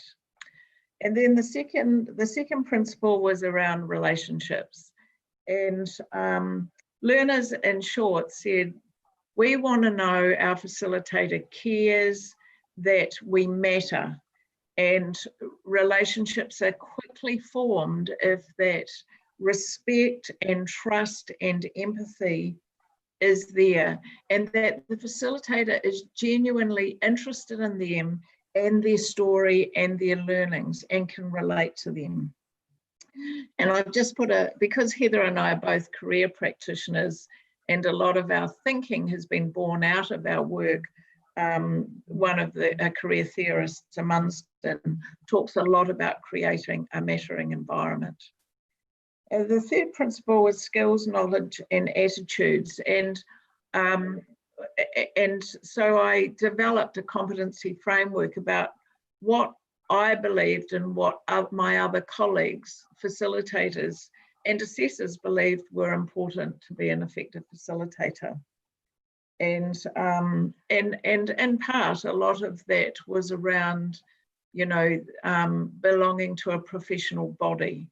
And so behaving as a teacher and understanding adult learning theories and experiential learning and work-based learning. And I've got a lot of information on that, but I won't cover it today. And the fourth principle is around learner first. So in our work, we seldom work during the day. Our learners are online at night. They often, once they've put their children to bed or they've finished their day's work, so we work differently, and we work in the weekends.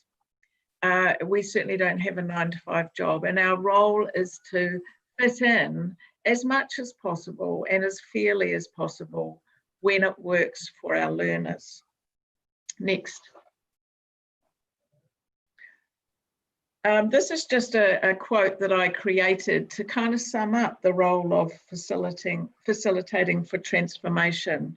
And really it talks about the many roles we hold as a facilitator, and knowing when to be what. And we're not passive facilitators. We're not sitting there nodding and saying, that'll be fine, just tell your story. There's a whole graduate profile that we're gearing them towards thinking about, at the same time honouring what they bring. So that's just a quote I wrote during my study. Next. Thank you. So I coined it the dance of facilitation, and I was probably really gutted later on to find out that a lot of people write about the dance of leadership and the dance of a lot of things. But for me, it was that ability to pivot, to change direction when the learner didn't understand or got stuck on something, or reframing our conversations and changing our language to fit what they were saying and thinking. And so that's my little bit about the dance of facilitation. Next, thanks. And one of the things that was really important to me as learners were navigating their learning journey, was the observation of the changes to themselves, to their personal selves, and then their professional selves, and getting them to see or reflect back to them what we're hearing or what we're reading. And so often personal and professional get muddled up, and that's okay. It was a lot around, I now have confidence, I now have self-belief, I now realize I know a lot.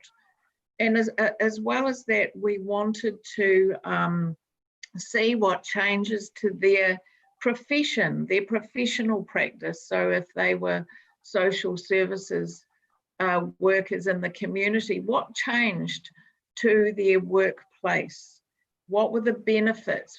And, you know, we have lots of stories of, you know, a pay increase, which is always awesome, or a new job role, or sometimes leaving a job. And often we heard the feedback from employers about the changes they saw in their staff. So sometimes employers or organisations were also involved in their employees' journey. And the other thing was also what changed in their worldview. And, you know, part of thinking differently, or thinking more broadly, or thinking more strategically, was understanding what else is going on in the world that you could learn more about, rather than just your organisation. Next. So this is a favourite story of mine. This is Hale that Heather alluded to earlier. So Hale was a Tongan rugby player. He played for Tonga. He led his team onto the field in the 2015 World Cup, and his team lost badly. They were, their words, second tier rugby, and that they had no funding, no support. And he told lots of stories of negotiating funding so their team could have their shorts and things like that. And Hale was 6'6", and he thought the only thing he was good at was playing rugby. And globally, he was on TV leading his team to play. And when I met him, he's English was his 5th language. He had never used a computer, and he was so eager to learn that he sat at the back of my office, at the office behind my desk, every day with a computer. And he had 2 little boys, and they had their packed lunch and toys to play with. And he'd, you know, during the day, Miss, can you show me how to use this computer? Miss, can you talk to me and help me? And he was special to me because my teaching came back into play a lot. It was like, oh goodness, how am I going to start teaching Hale everything about technology and how to write differently and how to put full stops in. The easiest, he was a quick study though, he was a quick learner, and I only ever had to show him once. And when he got turned on to learning, which is a phrase I use a lot, is turning learners on to learning, he just grew, and he would take books and I would give him books to read. He started off researching online different models and tools, and at his assessment in his full Tongan gear, he stood and presented. And at the end, he summed up, from rugby tackles to corporate battles, I was fit for sport, now I'm fit for life. And he was so, so proud. And that was his framework of practice, that picture of half of him and half of a lion, because he saw himself as Leo, the leader. He believed it was his role to lead his team, to lead his country. And he also had a passion for helping people with mental wellness. And he would give back to society by helping young people get their lives together. Next. I'll just say you've got about 4 minutes left, Dennis. So, that's good, I can do that. And that's one of his comments there about you know, how he felt when he'd finished. So thank you. And next, and it's Heather. Thanks, Glenys. Glenys has alluded to the integration that we see, the synergy between the career development work that we've done over the years and the work-based learning that we are doing at present. And so some of the words on this slide basically illustrate the empowerment to go forward, but to go forward into 21st century careers with heightened competencies that we believe this process has given them. We hear that from the learners' comments. We hear them talk about a vision of a professional identity. We hear them talk about new career confidence, and another word that isn't there, but credibility. They see themselves as more credible, more confident. And in fact, if you put those two things together, another word that isn't there, that they contribute to resilience. We hear stated commitments, having been turned to learning, having been turned on to learning, as Glenys said, they become learners for life. Many of them have already been continuous learners, lifelong learners. They haven't known the words, they haven't seen it that way. We know that, and from my own research, identity awareness is helpful to thriving in a chaotic environment. And it fosters a strong sense of self, which I think Hale exemplified, and it points to sound choices for people. They've discovered their own adaptability. In reviewing what they have done, they realize that they have and can be adaptable, and they can intentionally use that knowledge. So in the process of becoming intentional practitioners, we believe they also become intentional in the process of being 21st century learners and workers. The understanding of the transferable skills is also the ability to know them and articulate them, as you will all know, is pretty critical in the world that they're in. So for our last slide, I'll just ask you to read the words that belong to a graduating learner.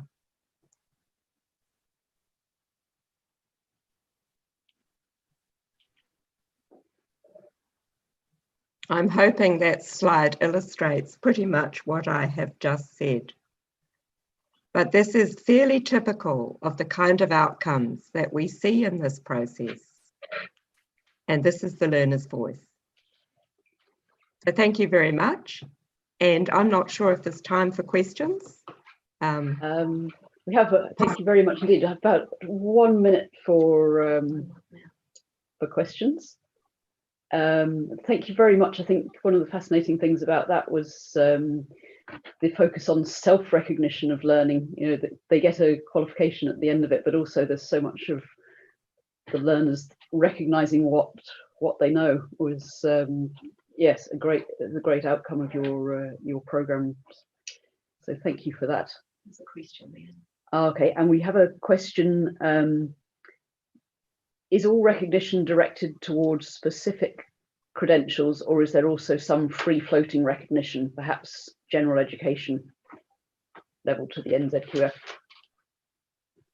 Well, in this process, they sign up for a specific credential. And it is the gaining of that credential where we see their feeling of credibility.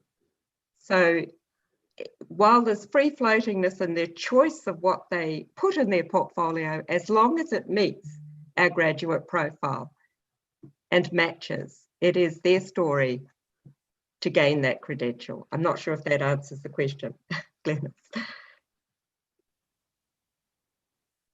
think so. Yeah, no, you have. So it's the most successful, or the ones that the qualifications that learners want is the Bachelor of Applied Management and the Bachelor of Social Services in specific majors like counselling, career practice. Those are the two most popular. But we don't have a bachelor for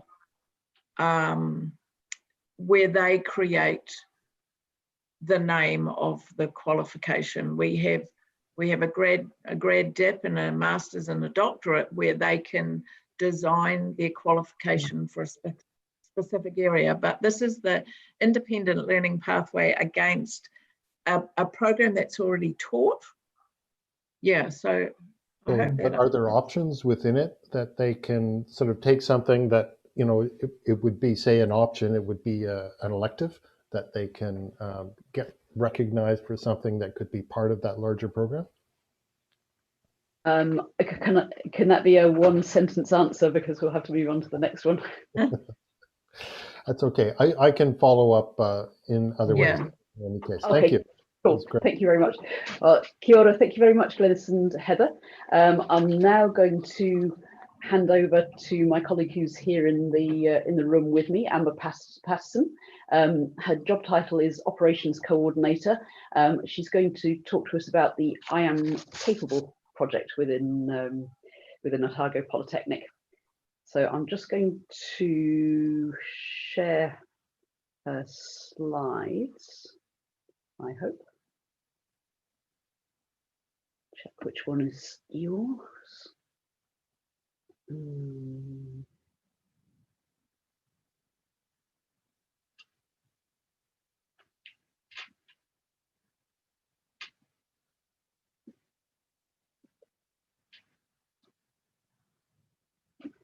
I know that's the wrong slide. I'm just going to.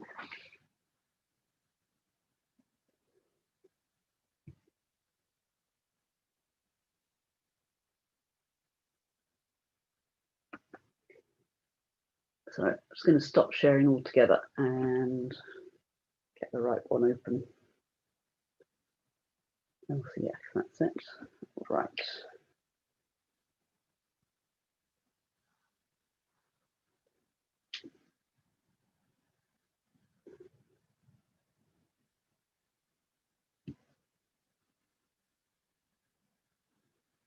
There we are.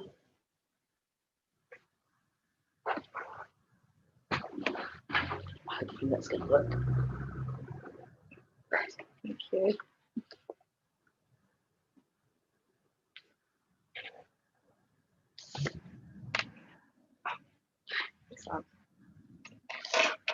Ready to go? Yeah, go. Excellent. Kia ora koutou, everybody. I'm Amber Patterson, as Simon said, from the Learning and Teaching Development team here at Otago Polytechnic. So today I'm going to talk to you about our learner capability framework and also a subsequent project called I Am Capable that we have running here at Otago Polytechnic. So where we are at with this is there's been a lot of talk around soft skills, transferable skills, 21st century skills that our graduates and employees need in the workforce. We call them learner capabilities here at Otago Polytechnic. So our LCF, so Learner Capability Framework, it's based on national and international research, and it helps to inform an ongoing research program that we have going here at Polytech. They're central to that development, and the biggest project that we undertook, or part of that project, was in 2018. We interviewed 158 employers in 15 clusters of programs. Approximately 80 staff were involved, going out and connecting with their stakeholders and with their industry to talk to them about, here's our framework. Initially, we had 25 capabilities at that stage. Here are our 25 capabilities. What in your particular field are your top 10? And so that helped to inform us about what we were doing in our programs, and perhaps what maybe some gaps that may have been seen, and what programs needed to make sure they were driving home with their students to say, these are really important for your students to make sure that they are doing. So that was done through, as I said, at the end of 2018. If you're wanting to actually find the research booklets, you can find them on a website called ISU, and if you use the term learner capability. We've also undertaken not only the employer research, but also alumni research, so alumni from the past 5 years. Also a small research around existing staff and students that are using I Am Capable and using the framework. We've also gone back recently to the Otago Southland Employers Association and spoken to them and surveyed some of them about, particularly with the post-COVID feel, about what they feel is important with learner capabilities. Alongside the development of the framework itself, and I'll show you in a moment an example of that, we also developed a tool called I Am Capable, and the tool was trialled in 2017 and 18 at our Auckland International Campus, was trialled in 2018 with 5 programs here based in Dunedin, and then I came on board at the start of 2019 and we began the rollout to all of our undergraduate programs. And the hope is that by mid next year, all of our programs will have learner capabilities and the online tool of I Am Capable embedded within their programs. So here is an example of our framework. So at the moment, we now have 26 capabilities. So we added a new one just recently around behaviour change. So we have our capability there of communicates effectively in writing, and then we have, with most of them, between 2 and 4 behaviour indicators that sit under each capability. So that we're saying to our students, to actually be able to do this capability, these are the behaviours that we would be expecting you to do. The great thing about the framework is that it is completely tailorable. So we have got some high schools that are on board that are using it with students. We've got primary and high schools using it with teachers for their teacher registration purpose. We've obviously got the Otago Polytechnic students using it, and so at different levels. So we are able to tailor those behaviour indicators to suit the level of the students. Some of our programs, for example, Foundation might take out 2 of the behaviour indicators and only leave 2 in there, for example. So the biggest process that when I came in, I looked at all of our capabilities, which on that you can see across the top. I've used the Bachelor of Applied Science first year here as an example. Down the side, we mapped all of the graduate profile outcomes, all of the learning outcomes, and all of the assessments for every program that we run here at Otago Polytechnic. There was a lot of reasoning behind this. A lot of it was so that we as the learner capability team could actually see the spread of capabilities across programs. It also allowed us, we shared this with each of the teaching teams and said, this is what we are thinking what are your thoughts? And they would come back with, yes, it's fine, or you've missed this one, or we want to add this in, or this one doesn't match, take this out. And so it allowed us to have a look and see in particular years or particular assessments, particular courses, what capabilities were strong at what particular year level, etc. So we've done that across all of the programs from our level 2 foundation program right through into our postgrad programs. The aim is with some of those masters and the doctorate program is that the students will actually do this mapping themselves, because of course they're quite fluid programs, so they will actually have a look and see where their strengths are as well. So that mapping was the big part of our actual embedding into our programs here. So what we've done is with the I Am Capable, it's, as I said, it is the online tool that the students actually using. So they upload their information into their tool to show that they can show particular capabilities. For example, they might have a essay that they have written about, so this one, for example, is Diploma of Beauty Therapy Level 5. So a lot of the girls wrote, had to write an 800 words to 1,000 word essay around skincare based around a client, as well as pulling in some research. And so they would be able to upload either the marking sheet or that assignment to show, here's an example of me being able to communicate effectively in writing, for example. We've had students that have uploaded things like PowerPoints they've created in a group. An example was in nursing.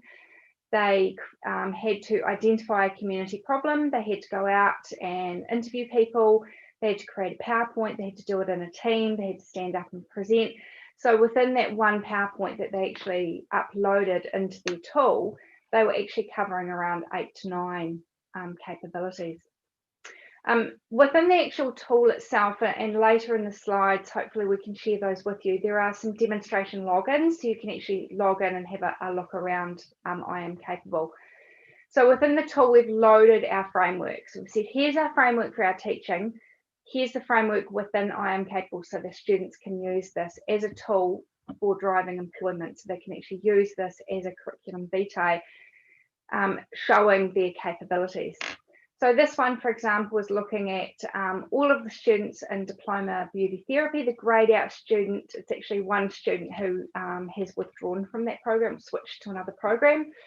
And you can see there how they have ranked themselves. So when they first go in, they do a self-assessment, which is really powerful, about where they're at with their own capabilities. So how do I interact with people? How's my leadership looking? You know, how am I health and safety? How am I communicating with people? And so they actually rank themselves that they're developing their capabilities, so that is their goal. They can rank themselves, I'm able, but I don't have evidence. So that's where they know they can do it, but they just can't get their hands on something. And obviously I'm able and have got evidence. So they can go back in and change this at any time. They might initially say they're developing, and then suddenly they have that piece of evidence. The bottom graph there shows you all of the capabilities and how it's a group of all females, how they have actually ranked themselves. So the lecturers can actually go in here and they can have a look and they can say, okay, in displays bicultural proficiency, a lot of my girls are saying that that is actually a weakness for them, as well as communicates bilingually. Okay, what could we do to help display bicultural proficiency within the beauty program? Where are the strengths within my program? How could these girls help each other? How could they perhaps help the new cohort of the level 4 girls that will be coming through as well? We can also break down within the analytics of the tutor tool, the teacher tool. We can actually break down by capability, and also on the left there, on the right, you can see each of the behaviour indicators. So we can actually break down by each of the behaviour indicators. So for example, this for acting responsibly, they can see that perhaps the one that needs to be worked on the most is keeping promises and honouring commitments to customers.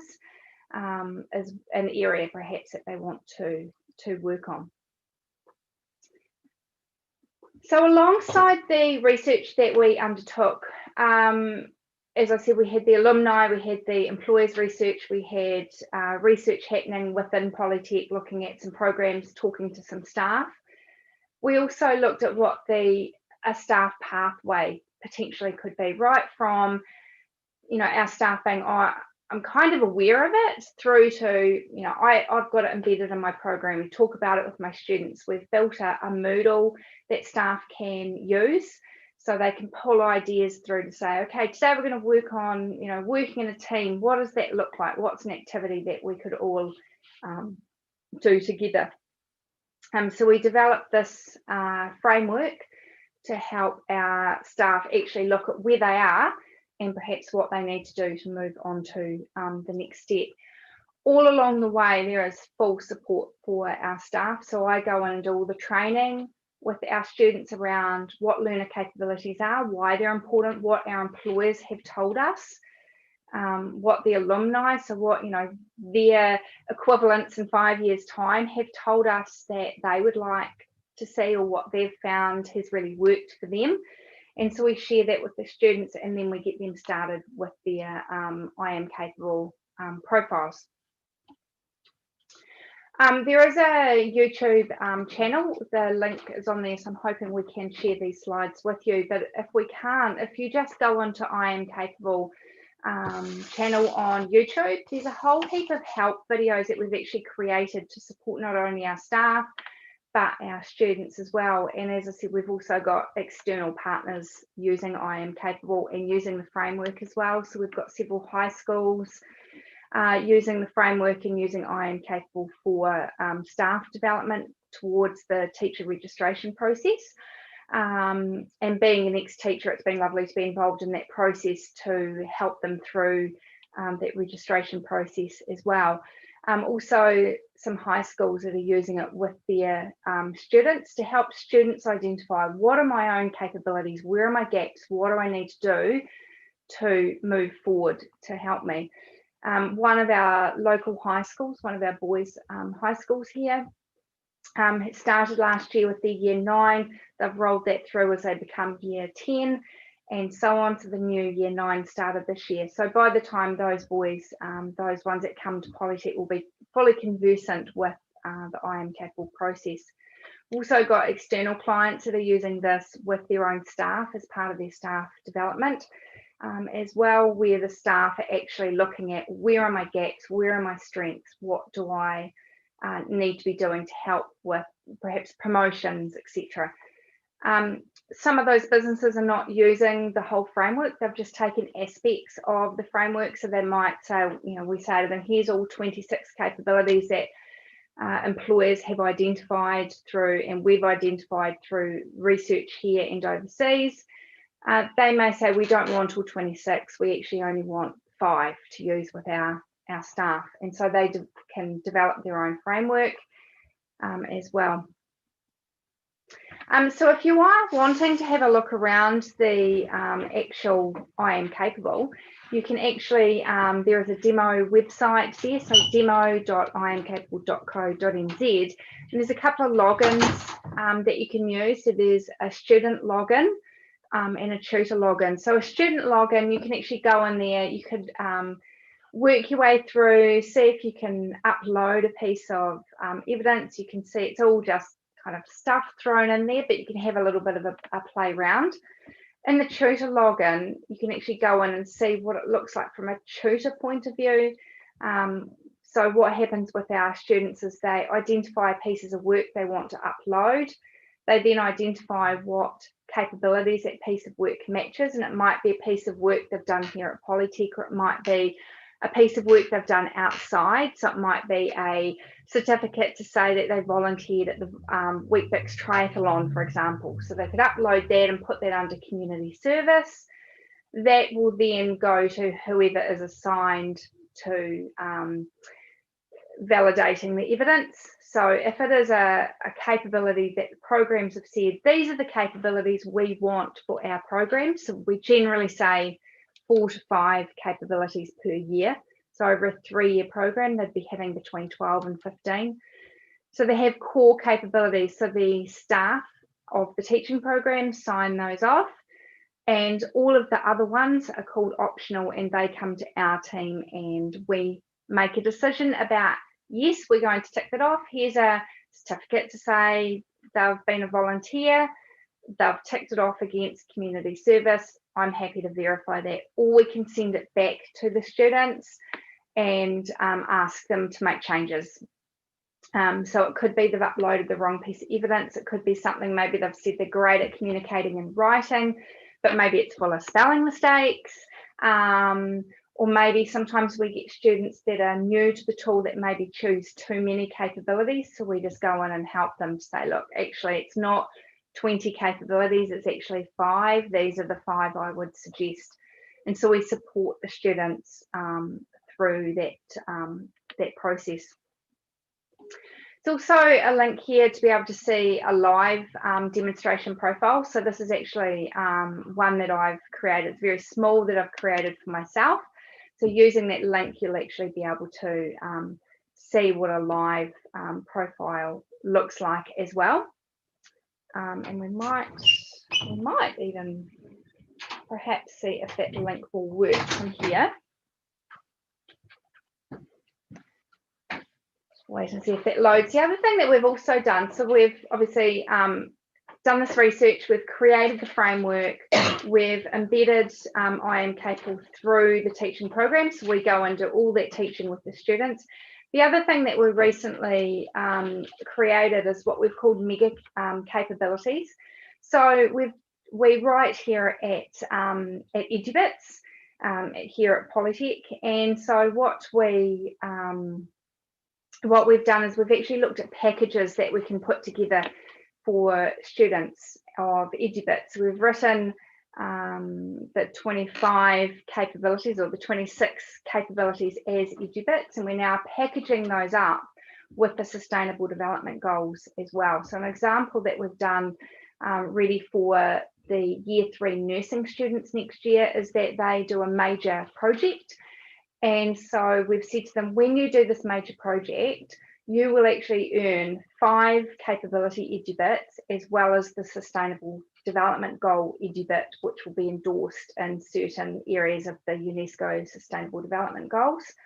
So we've actually got that as a package. We've also got that with, for example, in tourism, they might say, well, if we're working in tourism, we want these particular capabilities and the Sustainable Development Goal eDebit.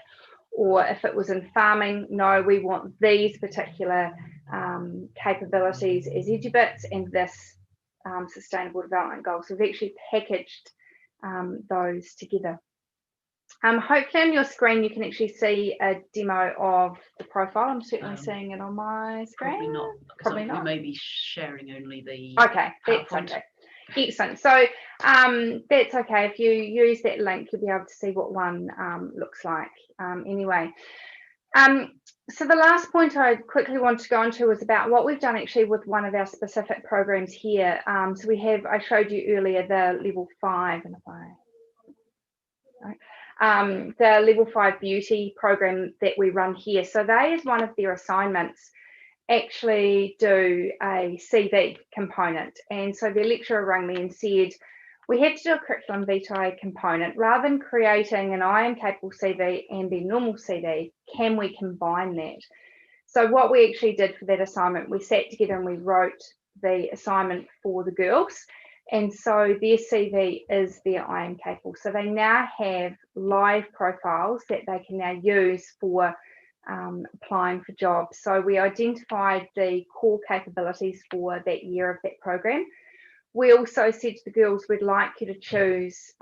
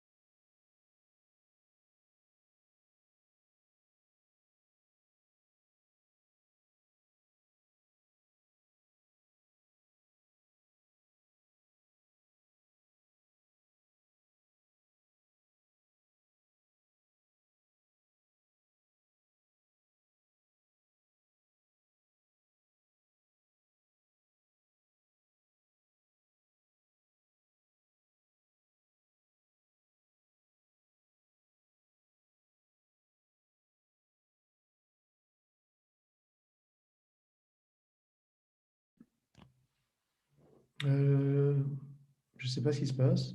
Hi Don, can you hear me? Yes, can you hear me? Yeah, so I suppose, I don't know, the connection is lost with Otago. Okay, That's all so the explanation, because everybody from New Zealand is gone suddenly. okay, So interesting. I hope there is not an earthquake in New Zealand. Yeah, me too. That's okay, because there was a bad one in Christchurch once, but So let me. Are you emailing Simone? yeah.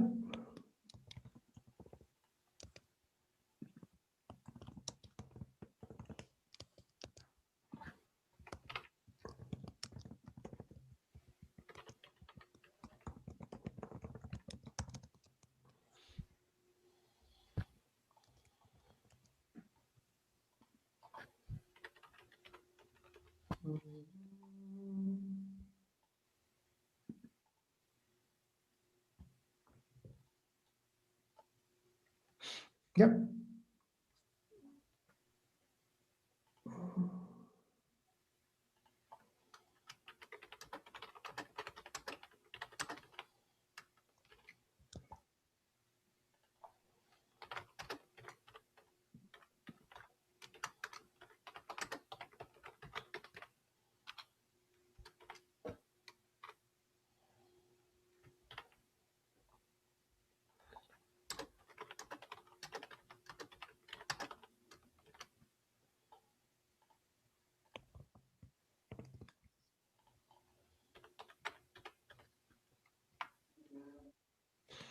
Okay, we can wait a bit more. This is quite unfortunate. Mm-hmm.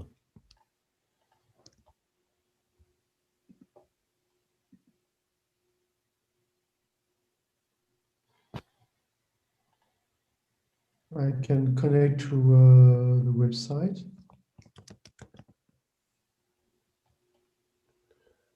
I'm wondering. My own connection seems a little suspect. Actually, I was noticing. Yeah. I can connect to Otago, so I don't know. It depends where the server is. Okay. What could it be? I don't have a direct access to.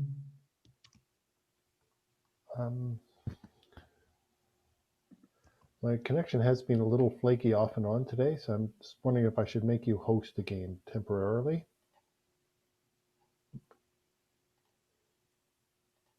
Does that make sense?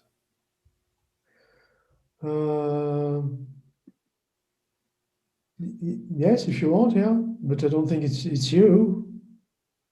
Okay.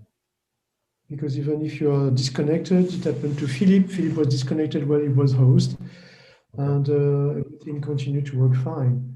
Ah, okay. So, all yeah. right.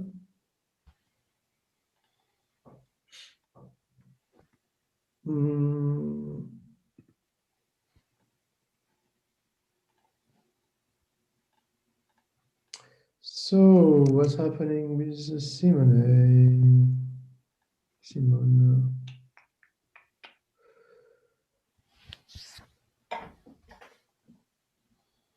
Well, it's not just Simone, it's everybody in Otago. Mm-hmm. How many connections were there? There was. Well, there's other people coming on.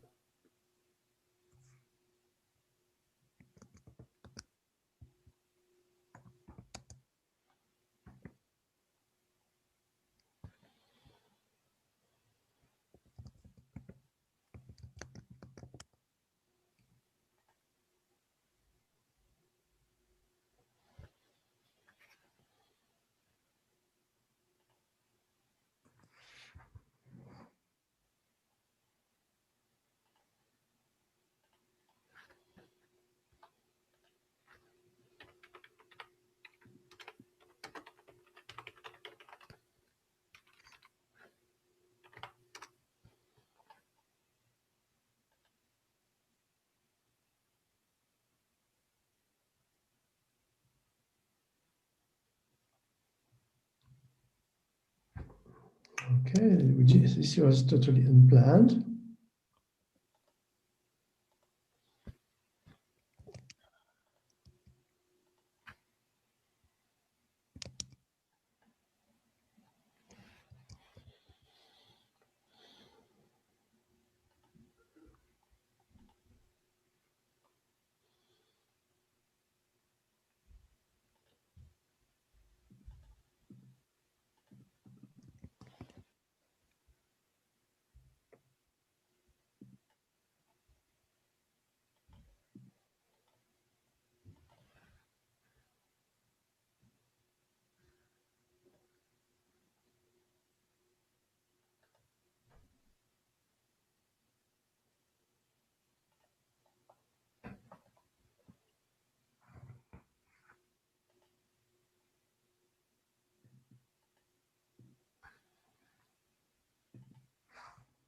Can try a telephone.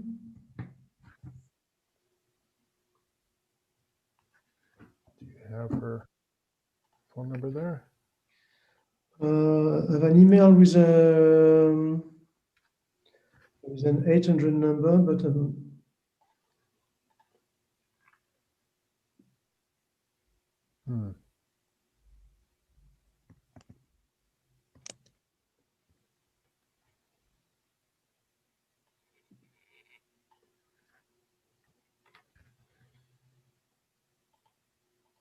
okay.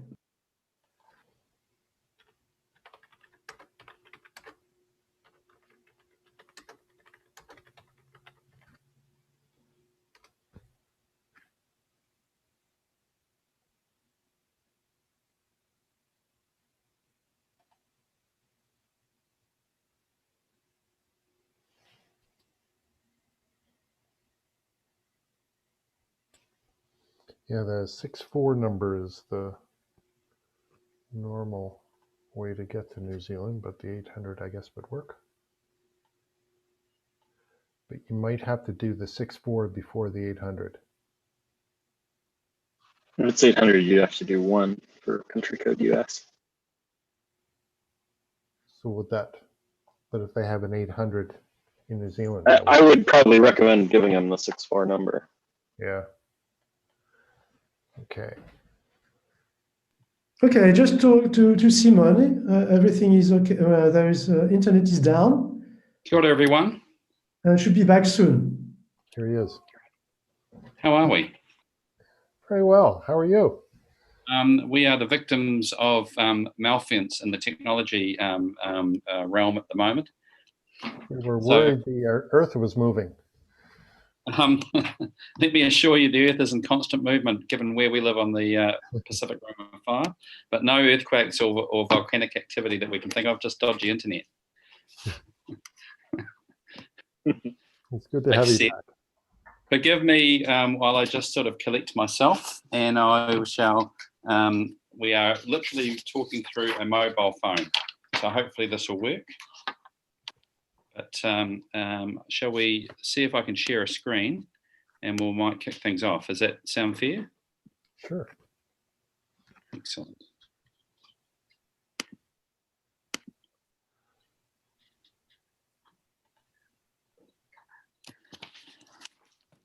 We'll also position ourselves into the appropriately branded area. There we go. How's that look for everyone? Oh, look at that.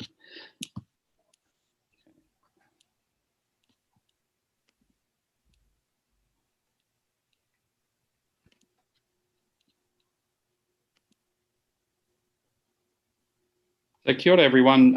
My name is Andy Kilsby. I am the Director of Employability at Otago Polytechnic. It's a dubious title. A colleague once described it as Director of everything we haven't done before.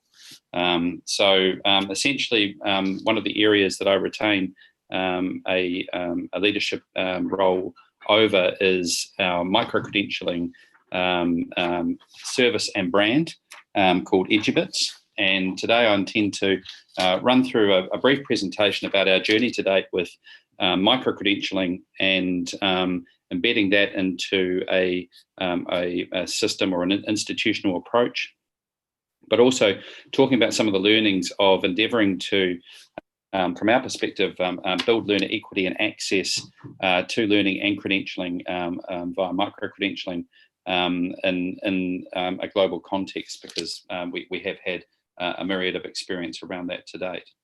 So as the abstract sort of points out, I guess the concept of micro-credentialing has been a hot topic in recent times, and there is a cluttered space in terms of people's understanding of what micro-credentialing is, what it means to them, what the terminology and the lexicon might be.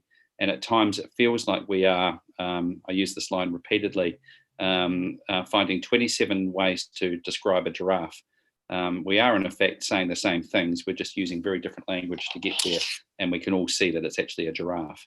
So I think there is a common understanding of the value and the proposition that micro-credentials offer education generally, just a difficulty in the lexicon and sometimes being too precise in our terminology. So in 2014, we were blessed at the time to have a CEO who had a unique ability to see around corners. And he could see that a new approach to education was required, that change was going to be an increasing aspect of our existence, and felt that a new approach to how we deliver credentialed learning, which in effect is the stock and trade for a polytechnic.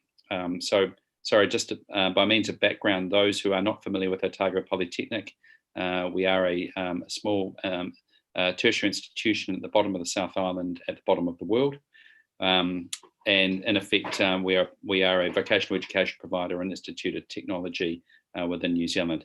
I won't bore you with the structural change that's occurring in the New Zealand vocational education sector at the moment, but we remain a part of that, one of 16 such institutions in New Zealand. So in 2014, our CEO, as I said, saw around a corner, saw that micro-credentials could be a proposition worth investigating. And so at that point in time, our micro-credentialing service, and we have termed that EduBits, in terms of a branded approach, was born. Some core principles that we have come up with, and I guess it's about simplicity. What are micro-credentials? Well, in effect, they are small qualifications. They represent skills or knowledge that is worthwhile in their own right. So the micro-credential in itself should be valued for the sum of its particular parts, and but therefore it does actually then provide a myriad of ways in which that particular part can then be deployed. It's a digital credential, so it needs to be easily shared and needs to also, I guess, bring learners or allow learners to come up to speed in terms of the modern way in which we share our personality, our traits, our profiles in an easily accessible way.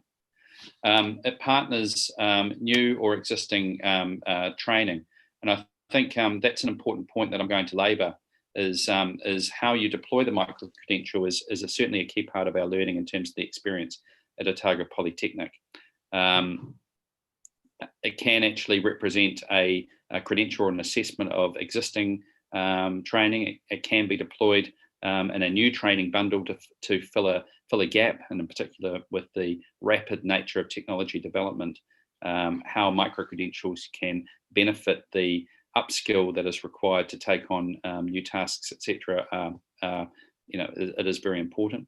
It can support multiple pathways. As I pointed out, we take the view that it needs to represent skill or knowledge that's worthwhile in their own right, but how it can then potentially stack towards a further qualification, if that is deemed valuable by learners, well, that's an important characteristic to build into your design. It addresses learner access and equity. Clearly, small qualification denotes shorter time period to become proficient in the skill or area. And naturally, one of the criticisms of modern institution-based learning is that equity is not best served by insisting on learners come to an institution for an extensive period of time to receive set up skill and validation of learning. So from that perspective, we are trying to ensure there are more equitable approaches. It doesn't mean that everything has to be smaller to be better. So the breakdown of existing qualifications into micro-credentials needs to be carefully considered before one goes down that path. So from our perspective in the New Zealand context, a micro-credential can be anywhere between 5 and 40 credits to be approved by our qualifications authority. And that is in effect anywhere between 50 and 400 hours nominal learning. So there is quite an expense in how the New Zealand context is viewing micro-credentials. In terms of our brand, EduBits, we wanted to tackle the quality assurance element of micro-credentials. So we wanted to provide learners and industry with assurance that the same quality principles have been applied to the production and development of our EduBits and our management of learner experience through those EduBits to ensure that quality outcomes are achieved. Because invariably confidence in the market from learners and from industry is probably one of the biggest barriers to wider take up of this. And I guess what our approach to EduBits and micro-credentialing was really to look at how we deploy ourselves out of the institution into the workplace, into the environment where learners are, into the community. Because again, addressing that equity issue of, can we expect learners to repeatedly come back to us for long periods of time? And potentially not everything they're getting from us is everything that they need. So how do we make that far more efficient and equitable? So in effect, our design process looks at 3 core steps in terms of what we're trying to achieve, and that micro-credentials are relevant, they're focused and based on competencies, they're accessible, and we use the term RPL based, and it's what we're trying to do with that is to look at assessments that are validations of deployed skill, and therefore it can be harvested from actual practice. So a practice-based approach.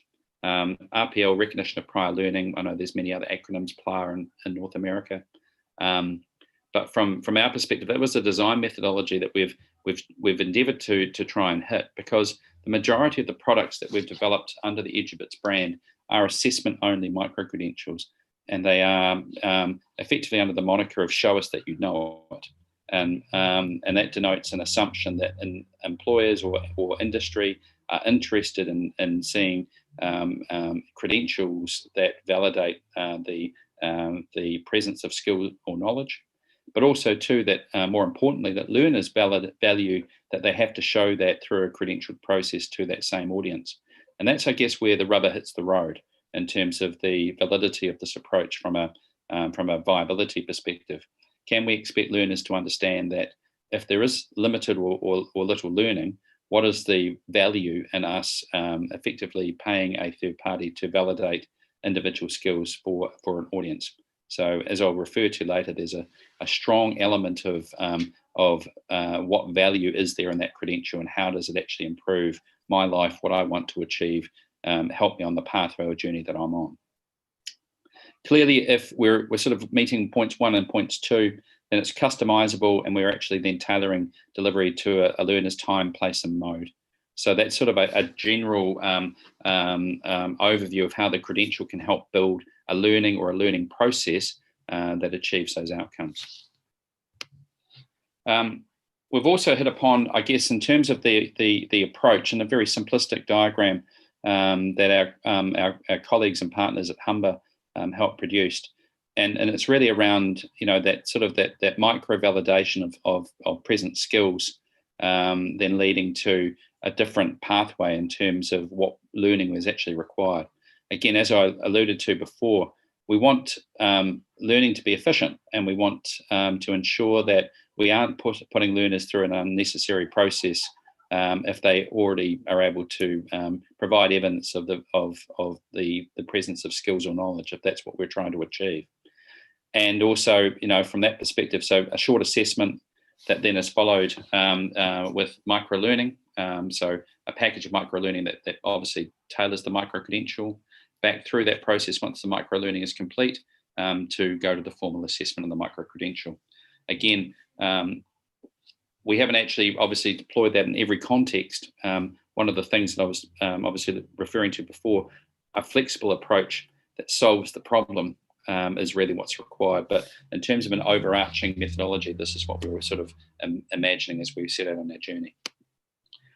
College to the company, and I think this is really where what is the reason to do this, and this was a statement that that one of our North American partners made to us when we when they finally sort of got it, that what we were on about, and it's that ability to then recognise that learning is actually achieved in multiple contexts, not just in the institutions, classrooms, labs, and other teaching facilities. It happens everywhere, and people acquire skills that are valid and need to be recognised. So in a corporate sense, how do we actually also then help maximise the spend that institutions put on training and upskilling, and does credentialing, that particular activity, represent more value to organisations? And that's the learning that we've had to date. So we've engaged with a range of entities globally, in North America, in Europe and China, obviously predominantly in New Zealand where we are based.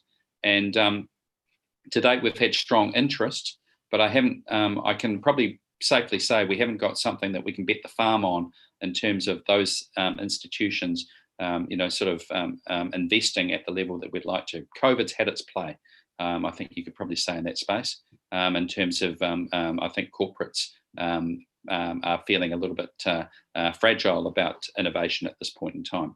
However, if they think about this, an acceleration down this path probably should be the way forward. But certainly these are uncertain times. We have had excellent relationship builds, but we probably haven't had the uptake from learners. And I think it's really around how relevant and how valuable is the overarching credential at the end of that process. And that's the nut that we are still trying to crack. Because what are those benefits? So for employers, clearly demonstrating the return on investments of that learning investment or that learning intervention is really important. There are obviously those stats that we're very well aware of in terms of the lack of efficacy for the majority of corporate training spend globally. And also, we just got a little bit of feedback in the room here. I think we've got rid of that. We obviously want to ensure that return on investment can be measured. Credentialing does that.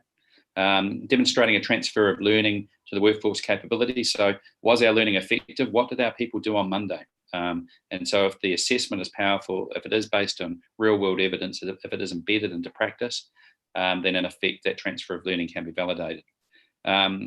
Then it sort of becomes a measure of quality as well in terms of standardising the quality of the learning. If we are seeing success in terms of that deployed skill being present, therefore we can actually tailor and evolve the learning that we deliver as organisations, and embed and socialise methods of self-driven personal development. So from that perspective, if people are motivated, they will engage further and further personal development because they see something in it. For employers or employees or learners, clearly the transferability of the credential and its relevance elsewhere. If it could stack towards a larger qualification is always deemed to be important. Not always, in my view. I think we go back to the central tenet of the micro-credential was worthwhile in its own right, and so it's valuable in its own circularity. But from a learner perspective, having it stacked towards something else is a further incentive. Obviously, it gives meaning and relevance to the training that they've been involved with, and again, for the learner, provides assurance of the quality of the learning that they've received. So it goes on a two-way street in that regard. Lessons learned to date. So I've talked about our journey to date and our engagement with a wide range of institutions, and I guess our approach has been with this and that concept of taking the college to the company is from a business perspective, how much further we can embed ourselves into the operational structure and relevance to organisations. How can we present ourselves to learners at the timely moment that they need an intervention, a learning intervention, if you will, but also to how well can they access that in a timely and efficient fashion, and therefore create a new model of delivery.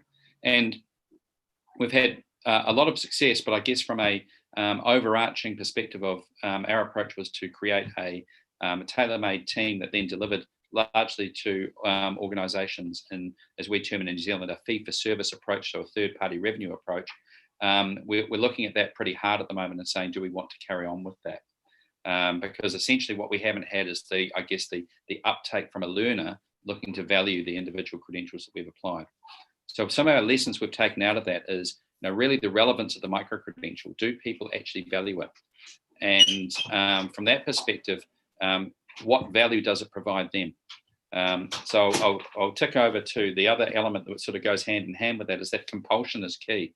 And it's not about sort of being authoritarian and holding a gun to someone's head and compelling someone to do something, but where we see the presence of institutional or industry-based organisations endorsing or validating the particular credential as part of a wider, for instance, continuing professional development or an element around professional practice, that level of compulsion or validation of the credential is really critical in terms of getting uptake. I think we've got to be very clear about the differentiation between the value of learning and the value of credentialing. In some instances, the learning is still really all that's required. So a micro-credential adds value, but maybe doesn't add value in the context we hope it would. And so therefore, weaving the credential into learning, making it seamless for the learner is really important too, in terms of effective micro-credential design. The Trojan horse, if you will. The learners don't realise they're being assessed as they're being assessed. And I'm not trying to say we have to be nefarious about that, but in fact, it just needs to be a very woven process where it's very clear that the assessment is an important part of the learning and is valued because the learners are well aware of that, and it's well designed into the whole process. So a clip-on approach, which is, I guess, where a lot of our existing product development went into, was to say we think that these skills that this micro-credential would represent would be valued by learners, would be valued by industry. However, if the learning experience is disjointed, then sometimes getting learners to engage in that is difficult. So the lessons that we've learned around that are fairly clear. Make them relevant, differentiate between the value of the actual learning and the credential, make sure it's worthwhile. If we can find elements of compulsion and certainly industry validation, and then weaving that into a seamless process is really important for learners. Heading to the end now, folks. So the impact of COVID.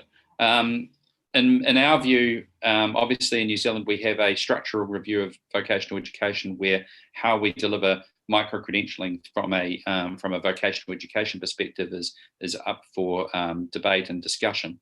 But in combination with the impacts of COVID from an employee and a industry and general economic perspective are really apparent. And so certainly employee dislocation and industry-wide impact. I mean, we are all facing similar contexts in our own regional economies.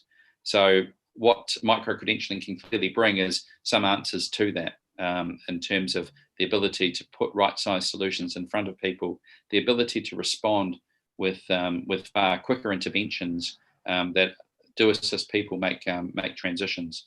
I think we've got to be careful, though, that we don't jump onto a bandwagon of product development for the sake of it. For instance, in New Zealand, clearly our hospitality and tourism sector was heavily impacted, as has been the case globally, by COVID and almost literally overnight. But the idea that then we need a lot of fruit pickers and outdoor workers in our agricultural sector, the concept that bar managers could be trained very quickly to become orchardists and people in outdoor pursuits. Clearly when you have people who work at night and inside, and now insist they work in the daytime and outside, you have a dislocation that the skill gap is not going to address on its own. So there's a wide range of other interventions that need to come alongside that. But I think what COVID is showing us is that globally we should expect further shocks. We should expect further change and rapidity, and we need to equip learners, industry, and organisations with tools that enable that transition of our learners into those spaces and support them. So, like I say, it's part of the solution, and certainly we'll be endeavouring to continue our work in that space to meet those needs. That is, as Bugs Bunny used to say, that's all, folks. But I guess I welcome any questions at this point And I apologise if that was a slightly like a racing commentary, but unfortunately we're off to a delayed start. That's great. Thanks. Thanks very much, Andy. Is Simone back with us? Hi, I'm back poking into Andy's computer at the moment. So right. no, our internet's still down, but I can get it on. I've got it on my phone now. But also Una and Wayne, who are coming on next, are off-site anyway, so they're already with us and online. So you might not get much more of me. We might have to skip the. We'll see how we go for the 1 o'clock discussion wrap-up session. Right. We may have to ditch that if we're totally out of connection. Yeah, I'm trying to stop sharing my video as well, but I'm just not sure where I'm going. Let me see if I can do that for you. Because I don't think you need to see my entire desktop. Stop participant sharing. There you go. So that should be good. Stop sharing. Excellent. Hello. We poll the rest of the audience for a question. Andy, I wanted to pick up on a question you were talking about assessment first, RPL, but you had also, in a previous conversation with me, you were talking about the full meal deal and how many learners want the full meal deal. Can you just talk about how you're trying to balance those and whether that's changed since we were talking? Well, I think in reality, I talked about the principles of what we want to try to achieve. And I sort of came in my presentation across that first. At the end of the day, you have a problem that's being presented to you and you need to solve that problem.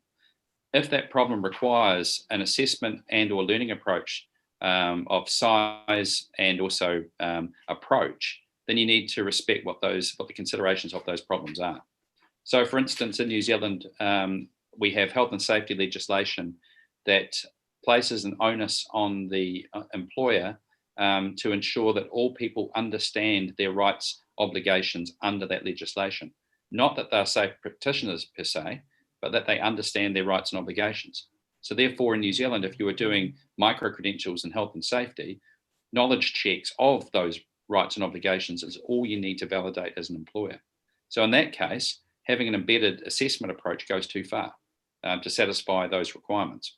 If you do want to be a good employer and want to ensure that everyone's doing the right thing and putting the ladders in the right places, etc., then you should probably go and gather some evidence of deployed skill in the workplace. But I see there's a balance there that you need to be pragmatic in my view, and look to put in place solutions that actually solve problems. Are you noticing though that learners want to be assessed, or that they would rather just take the course and maybe get accelerated a bit through it? I think what we've found is that people have shown up at our door in terms of our branded approach to micro-credentialing and have been looking for different things from what we're actually providing. And that's probably been I guess the issue for us. They've turned up and expected to find learning there. And they've found that actually Edubits, largely in terms of the majority of the products that we've developed, is an assessment service for those particular skills. And that's probably from a market awareness perspective, a bridge too far just yet. In terms of a totally branded business to consumer approach to selling assessment. So when it's bundled against a particular learning experience, and obviously we have worked with Wayne and OERU around the learning that they've required and look to provide formal assessment against that, that seems to be a more natural approach to what learners are actually seeking in terms of how I believe they're conditioned to look for educational solutions. Great. Thanks. The time will come, I think. Well, that's we just need more of these conferences. That's all. Indeed. Okay. So I think we're at the half hour, and so perhaps we can switch over unless any other audience. I don't see any questions from the audience. Thanks very much, Andy. And I think you get the operate by the seat of your pants badge for this. It's very impressive. One should always be prepared. I even had, I never print these days because I'm more compliant, but I did have paper slides I could have held up to a room. So we had a plan C. Good. Okay, thanks. Thanks again. Thank you very much, Andy. So I'm just going to do the introduction on Andy's computer, and then I think we may be back in business with our own internet. So I'll switch over to that in a minute. But Next, I'd like to welcome again Una McGurr, who you saw briefly earlier welcoming us all to the Polytechnic. Una's our Deputy Chief Executive for Learning and Teaching Services, and she's presenting with Dr. Wayne McIntosh, who's the ICD Chair in Open Education. He's also Director of the OER Foundation, the Open Educational Resource Foundation, and the two of them are going to present on a way in which the Polytechnic and the OERU are proposing to develop our links of working together. So I'll hand over now to Una and Wayne. Thank you. Thank you very much, Simone, and kia ora. My name is Wayne. I'm based with the OER Foundation, and I'm going to be presenting first, just to give a bit of context before I hand over to my colleague Una, who happens to be in Christchurch, a couple of 100 kilometers north of where I'm located. I'm based in Dunedin, Silicon Valley, which is Mosgiel, a town about 15 kilometers south of Dunedin. So let me just see if I can get my screen share up here, and then we should be good to go. There we go. So I work full-time for the OER Foundation, which is an independent non-profit entity that works with like-minded institutions around the world, really focused on implementing more sustainable education futures using open education approaches. I think this is, goes without saying, but it is worth reflecting on this facet. And that is, there's no form of educational delivery that is more cost-effective, more scalable, or more sustainable than open education. Our flagship initiative at the OER Foundation is, of course, the Open Education Resource Universitas, or OERU for short. And what we do is, first and foremost, I need to emphasize that we are a charitable organization. We are working together in building a parallel learning universe to generate sustainable revenue streams to continue our work around the world. What we do is we assemble open online courses based entirely on open educational resources, so learners don't have to buy textbooks or purchase expensive software in order to engage in learning. Learners study for free, and if and when they feel they are ready for assessment, they can apply for assessment-only services from one of our OERU partner institutions in order to gain formal academic credit towards credible university qualifications. We are focused on a first year of study with 2 exit qualifications at this phase of our journey.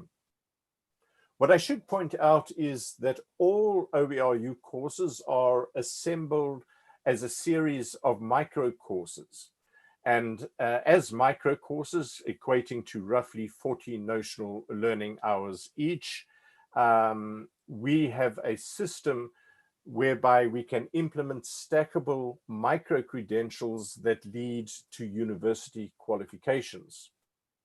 And so, as Andy mentioned, we have partnered with EduBits, who offer assessment services in order to issue official transcript credit for the OERU designated university qualifications. So, for example, you could take a course, Introduction to Project Management. It is assembled from the 4 micro courses listed there.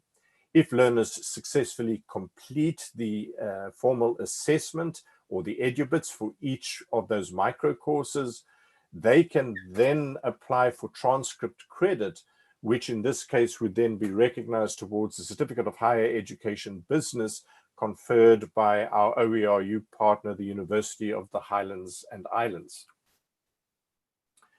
We do offer a range of badges or tiered assessments. Most courses In fact, all our courses, we provide badges for participation, which are based on a basic knowledge test covering core concepts in the course, and the participation badges are issued for free. Some of our courses have competency badges, which we issue for free. But as I mentioned, if learners wish to gain formal academic credit, they can approach EduBits on a fee-for-service basis to get formal academic credit. Of interest, we conduct an optional new participant survey at the OERU. And one of the questions in the survey is whether learners intend to acquire a micro-credential. And there's some halo effect in the responses there, but because, you know, of the people who are actually responding to the survey. But of those who respond to the survey, 46% say that they are going to pursue a micro-credential, and 34% of respondents thinking about pursuing a micro-credential. So I'm going to leave it there before I hand over to my colleague, but just a last thought. Many institutions around the world are committed to expanding affordable access to learning through their community service missions. But what may be difficult for individual institutions to deliver individually becomes possible through collaboration using OER. So let me leave it there, and I'll hand over to my colleague. Let me stop my screen share here.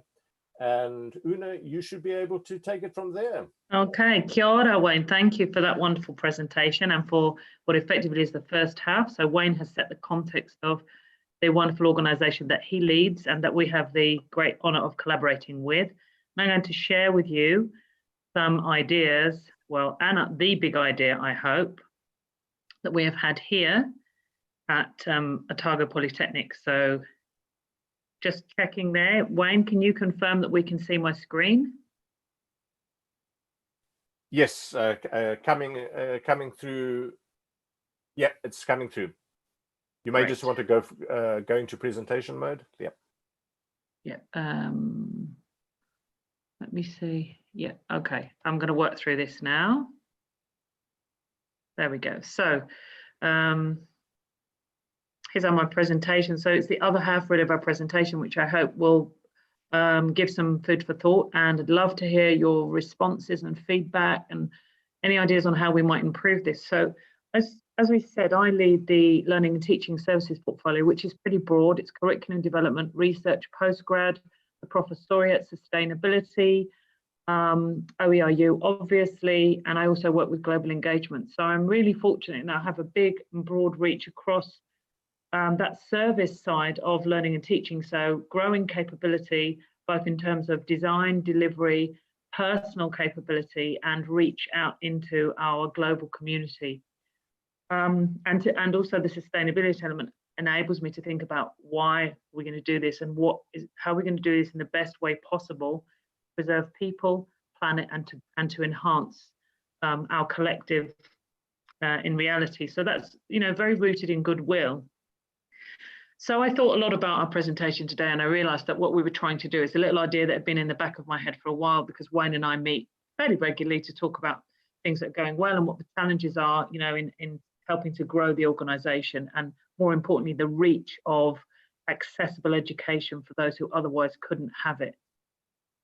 So I was thinking about what could we do, and then COVID hit us, and of course we're all looking at budget restrictions. I'm sure we're all talking about that in our institutions, because we've taken quite a substantial hit in terms of mobility of learners.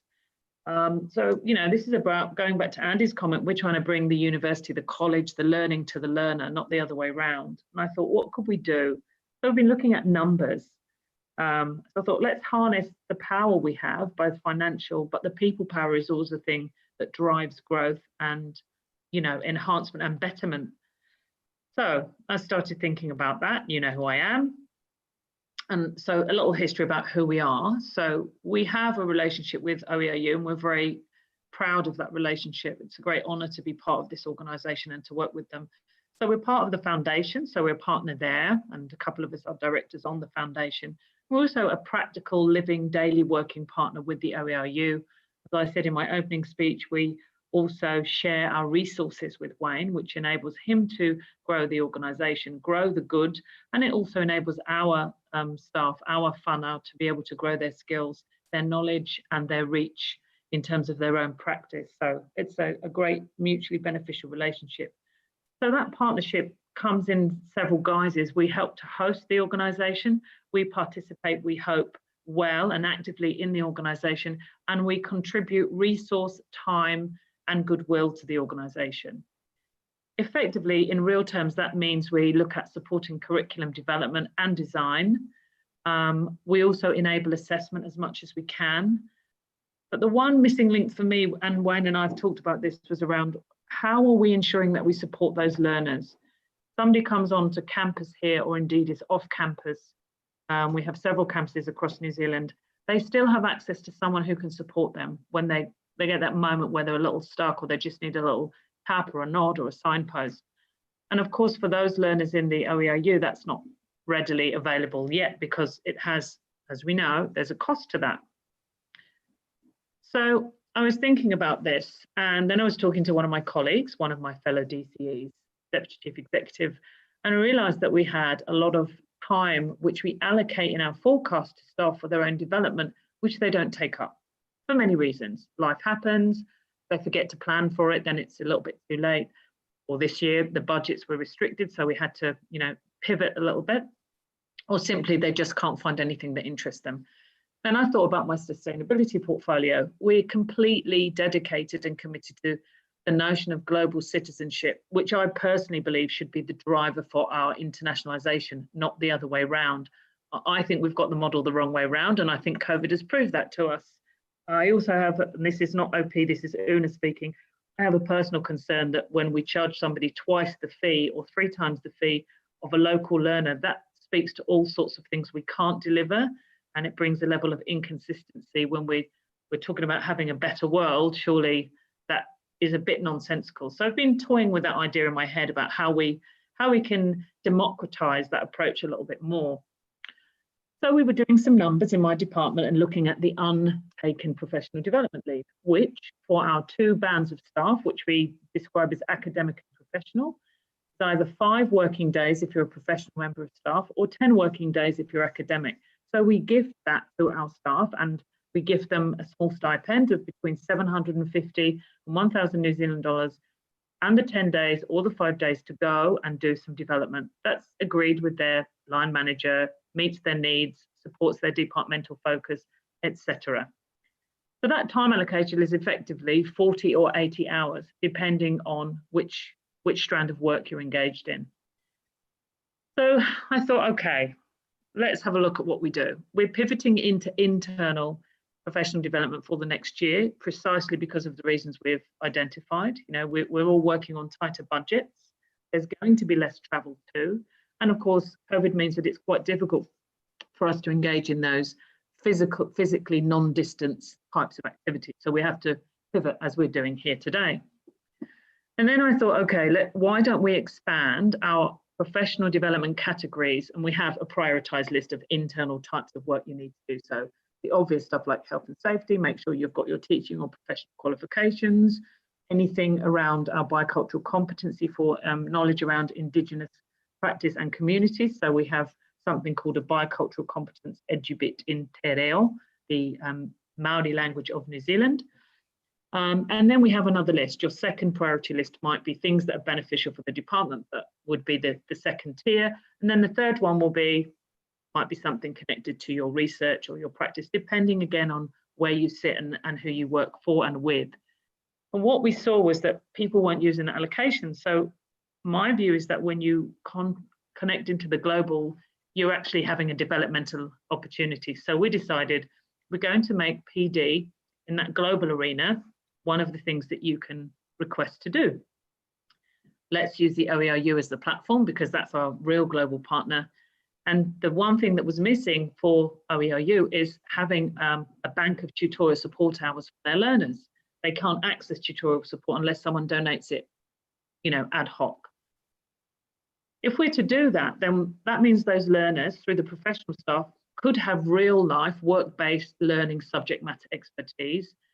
and through our academic staff also, and indeed our professional staff, would have subject matter expertise for curriculum development and design, assessment and moderation. So this would resolve quite a few of the challenges we're facing. So that's our proposal. We're going to offer that as a professional development activity, which is already funded by the institution. So it's an additional funding stream for Wayne and his organisation that they can attest to. Our next steps will be to ratify that internally through policy, and it's got good take-up and it's been well responded to. We will consult with Wayne on a working and workable model with OERU, because we need to be able to ask staff to bank those hours, donate them. He has to put them in a ring-fence bank and somehow distribute them.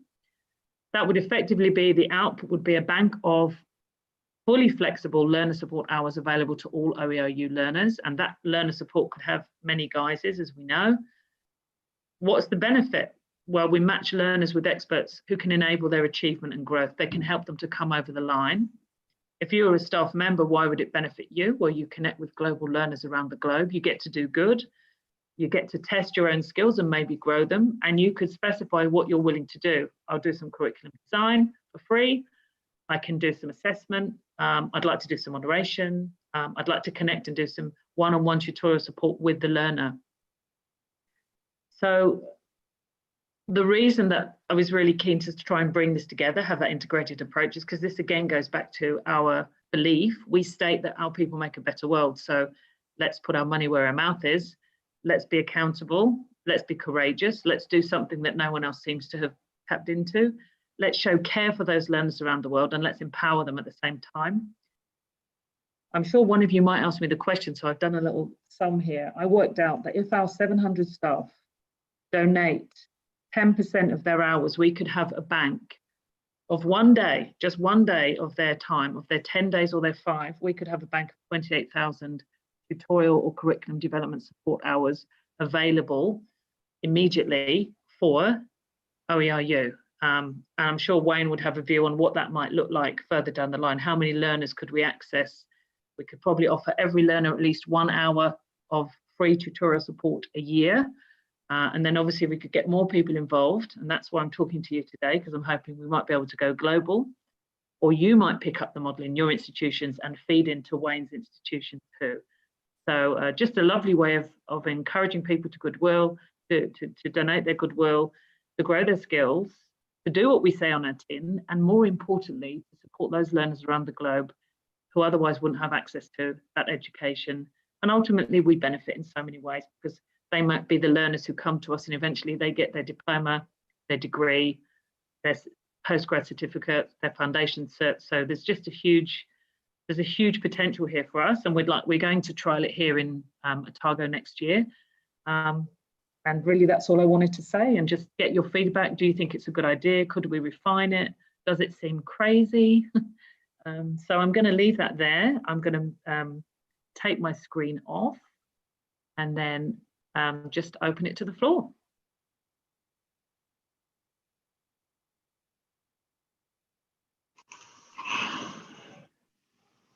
Hey, this is Nate jumping in real quick. Just to answer your last question, I think that is a great idea.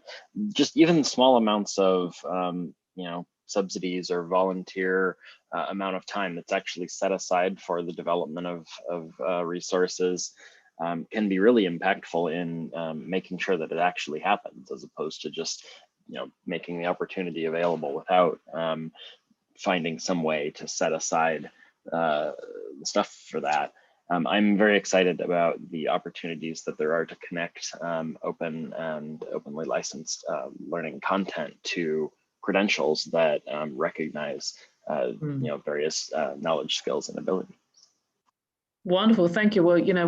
Well, I also failed to mention, but I'll mention now. You guys are. I'm happy for you. Lift the model, take it, share it. It's open.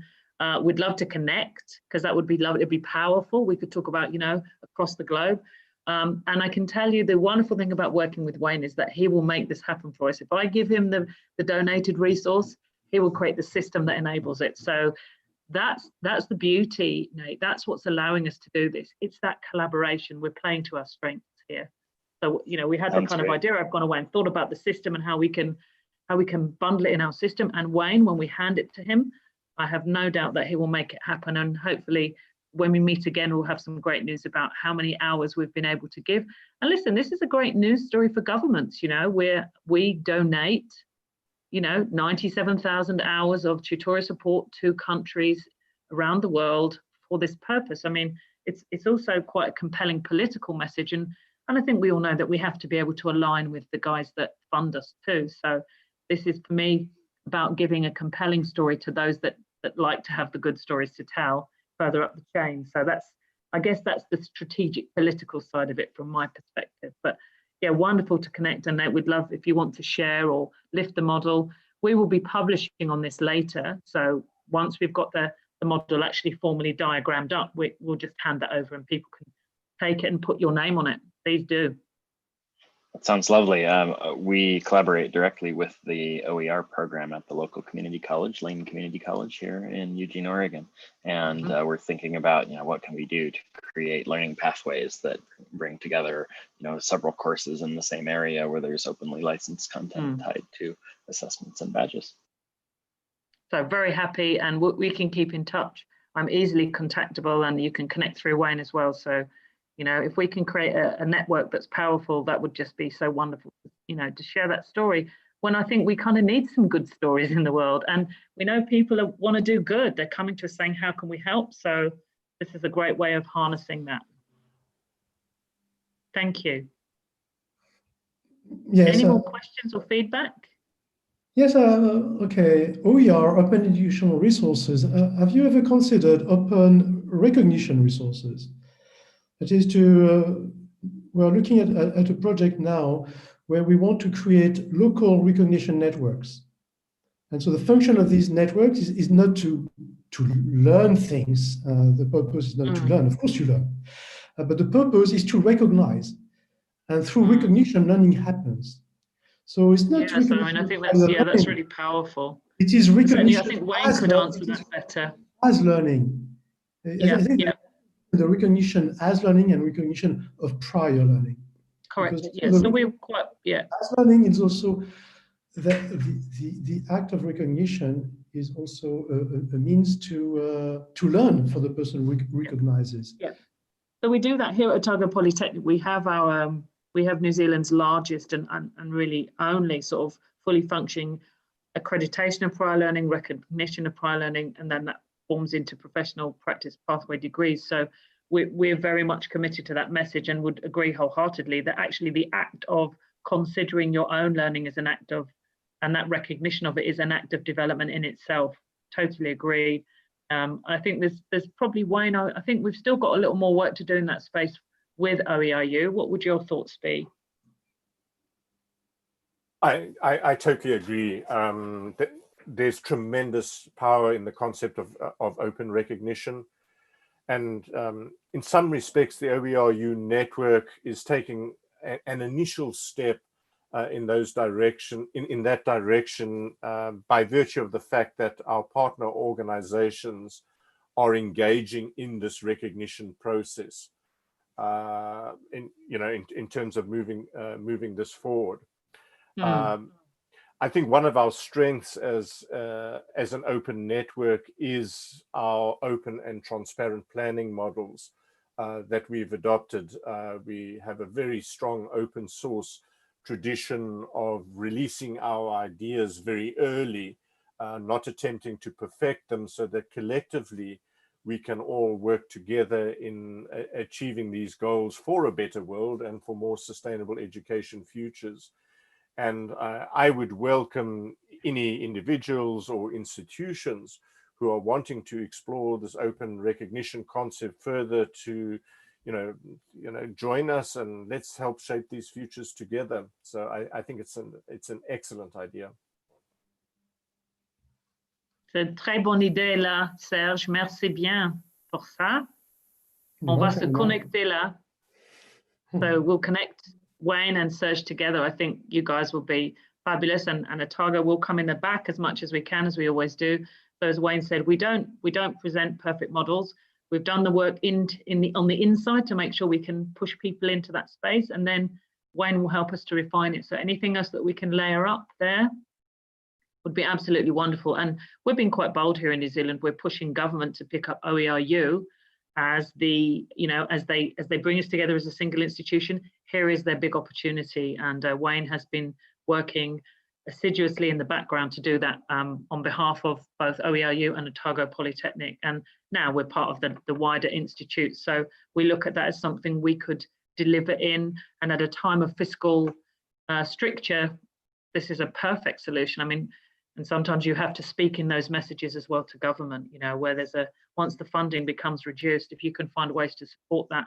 I think Wayne might agree that when there's not a surplus, but when there's reasonable funding around, we become much less appealing somehow. And I'm never quite sure why, when actually we could be doing all that good, and that funding could be used for developing up something else. But there's a very political agenda in there, we know. So yeah, we'd love to connect up, Serge. I think it would be great to have that conversation.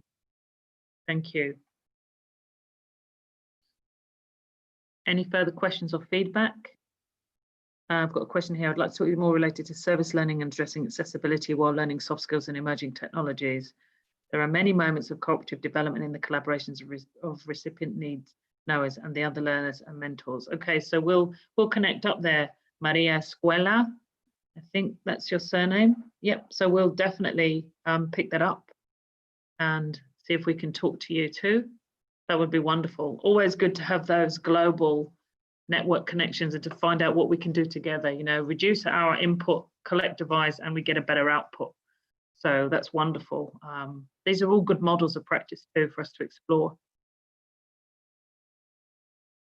So if you do have any further thoughts or questions you'd like to give, I'm really happy to hear them. And again, you can fire those through on the messaging later if they come to you later.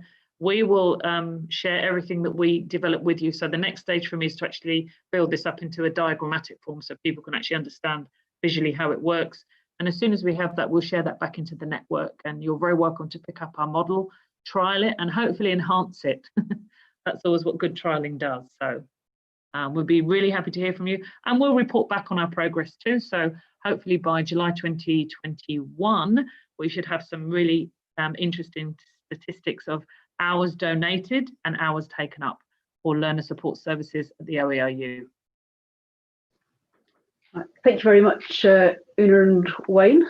Yes, as Una mentioned earlier, I'm one of the 2 staff members who's lucky enough to be seconded to the OERU for half of my time. Been doing that for the last couple of years, and yes, I've learned a huge amount through that secondment, as well as hopefully contributing something. So and yeah, it's a really lots of exciting things going on in that area. So it'd be great if we can get more people involved in that. So now I'll introduce my colleague and my boss, Trish Chapton-Chain, who's the Director of Learning and Teaching at Otago Polytechnic. And the idea of this session is really just in case people didn't have time to discuss some of the ideas that came up today. It's just a bit of open discussion time, so it might be 5 minutes, it might be an hour, probably something in between the two. And I guess we two are here more to answer any sort of specific questions about Otago Polytechnic that you might have, but it's more a chance just for people to share thoughts that have come out of the various presentations that have happened this morning. And yes, Una, if you're staying, you're very welcome to stay around and also chip in with your institutional knowledge as well. Sure, but I'm happy to hang around for another 30 minutes, no problem. That's wonderful. I'd love to join the conversation. Thank you. Lovely, kia ora, and likewise, thank you very much for having me.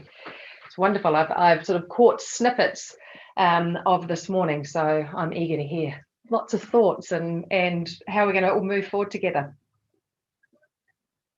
Yeah, and ways that we can improve what we're doing and how it fits in with things that the rest of you are doing as well. Exactly.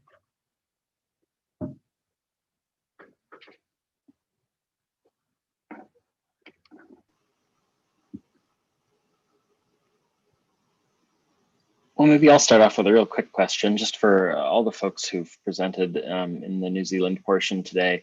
What are some ways that we in the US and our colleagues in the Europe and Canada can connect with you a little bit better? Are there particular other conferences besides ePIC that have been good opportunities for you to collaborate that we should be looking at as models to make sure that the innovations that are happening here are shared with you, and that we gain the experience that you're having as well?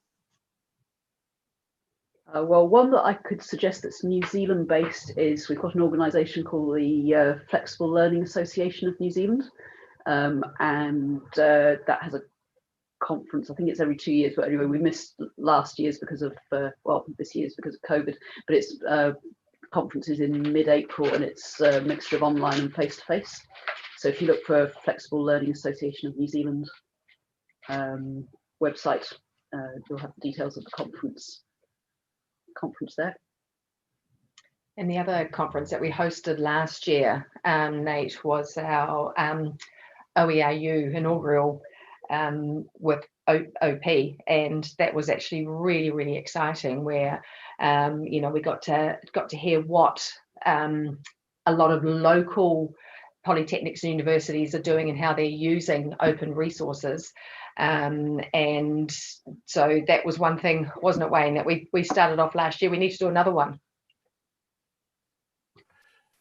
Always happy to have any excuse to talk about open is time well spent, in my view, and we do need to pursue that and build on the work that we've done, or the foundations we've set with the New Zealand Centre for Open Education Practice, which I think is going to become more important as our new institution takes shape, Te Pukenga, which is the single institute of vocational education here. So I think many opportunities, and yeah, we definitely need to host another. Wayne, just thinking out loud here, just for our colleagues too.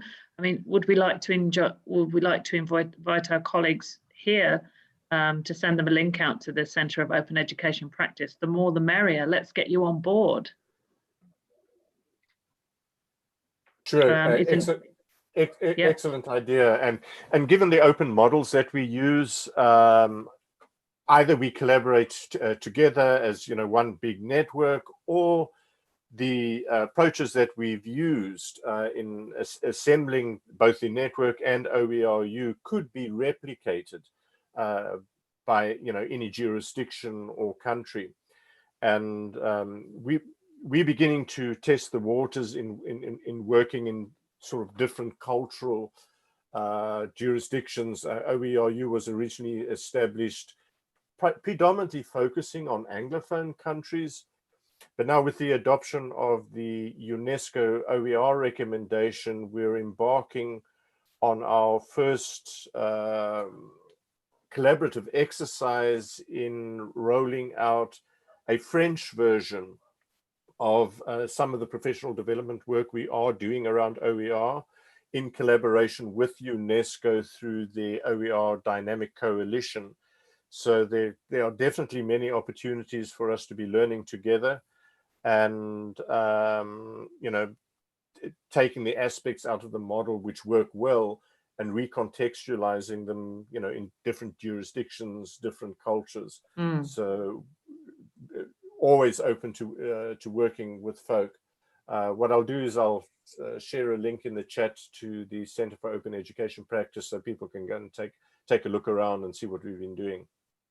Yeah, that would be great. Thank you. Appreciate you doing that, Wayne. I think it'd be lovely too, because if we're looking to host our next conference, then we have a real opportunity to lift ourselves up into that space, share that across our partner network, and also as we're looking in that space for New Zealand, that's a real opportunity.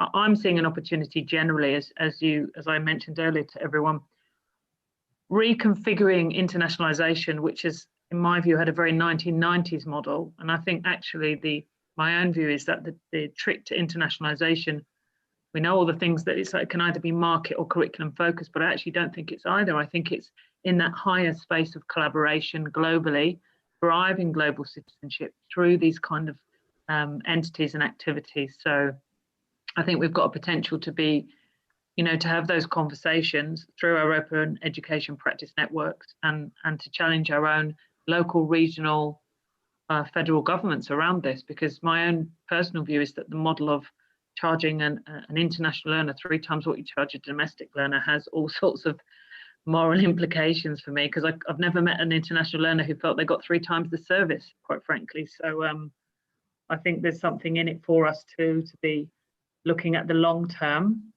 If all of the so-called pivots for global education are going to happen, and there are reams written about this in all of our journals and Harvard Business Reviews and The Economist and all those other wonderful publications, I think we actually behove to start really thinking about this and how we influence upwards and make those changes, because it seems very much like the so-called international student model of bums on seats, which is frankly what it has been for many organizations, will be severely curtailed, and we won't return to that.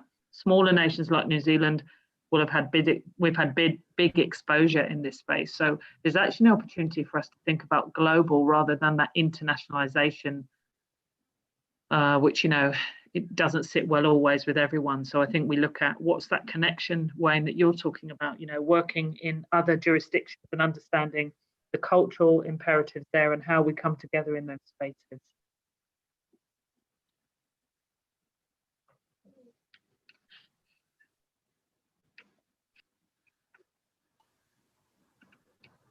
Are there, just a question for, I don't know whether it's Una or Wayne or both of you, are there opportunities to reach outside of higher education for non-formal types of recognition, even informal types of recognition? Just your remarks about going global.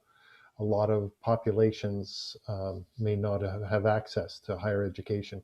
Just wondering, are you looking into those areas in terms of, say, just non-formal recognition? That's a good question. I think we've sort of skirted around the edges of that, but that's certainly got to be the next frontier for us, hasn't it? And Wayne, what would your view be? Because Wayne operates much more in that, that cross-jurisdiction space. So I think maybe he might be able to share his view.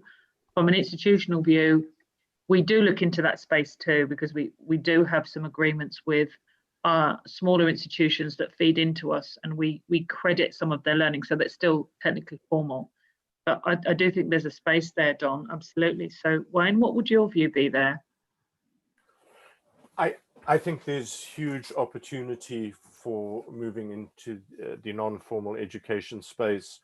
The reason we haven't done so is, in part, when setting up the OERU, was not to innovate on too many fronts simultaneously. Mm-hmm.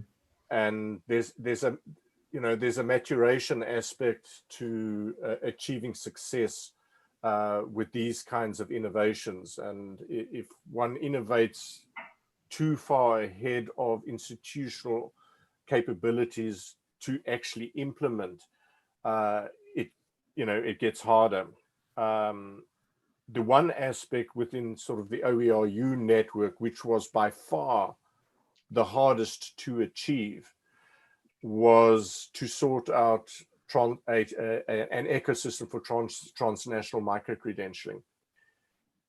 From my perspective, it's pretty straightforward, but that took us 7 years to get that right. And part of it relates to, and if you put a vice chancellor, the registrar, and legal counsel from 2 traditional universities in the same room to discuss transnational micro-credentialing, it's a long conversation. But we've had the long conversation, and the systems that underpin what we are doing would migrate very well to a non-formal context. So I would personally like to see a lot of development and a lot of work happening in that space. And hopefully there will be the critical mass of institutions within our network and possibly other institutions who would like to come along with us on that journey and help shape those futures. But there's huge potential, huge potential. Yeah, and it's also the interplay between non-formal, formal, informal learning, and how that ecosystem pans out as well. Yeah, Don, I've put a comment in the chat box there so everyone can see it in the feed. I think there's a real potential out of, COVID that we've all been talking about for so long. We've all got these great opinions, but actually I think it could be an enabler of this, because we're going to be more restricted, both in terms of how we can access physically, and we need to pick up people to help grow our economies. And so you're going to have to look at those people that have got, there's informal skills that maybe not credited, but we know they exist, knowledge. There's something in there. And as Wayne said, we were perhaps all very entrenched in our own small kingdoms, literally with a small K.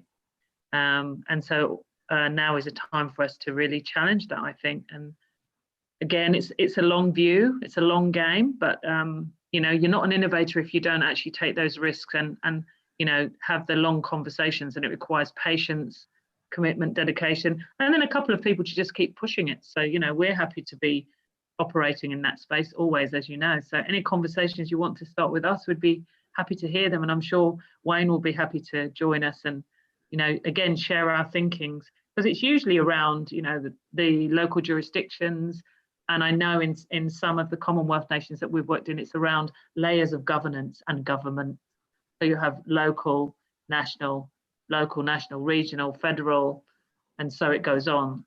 We've been blessed in New Zealand because fortunately we're not overly layered in terms of our governance. We tend to have an institutional governance, and actually now we're going straight to the centre. So in theory, that should make it easier, but we'll report back on that one in about 6 months.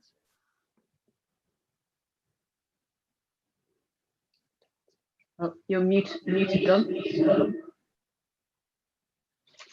I'm muted. Yeah, there are opportunities for bridging back into formal, but I think there's still opportunities just in non-formal and the context of non-formal work. It doesn't have to be formal, and yet having the, as Wayne says, the capabilities that you've worked up that you can potentially adapt to context would be awesome. Wonderful. Well, let's keep going. Let's keep pushing that boundary. That's what we have to do.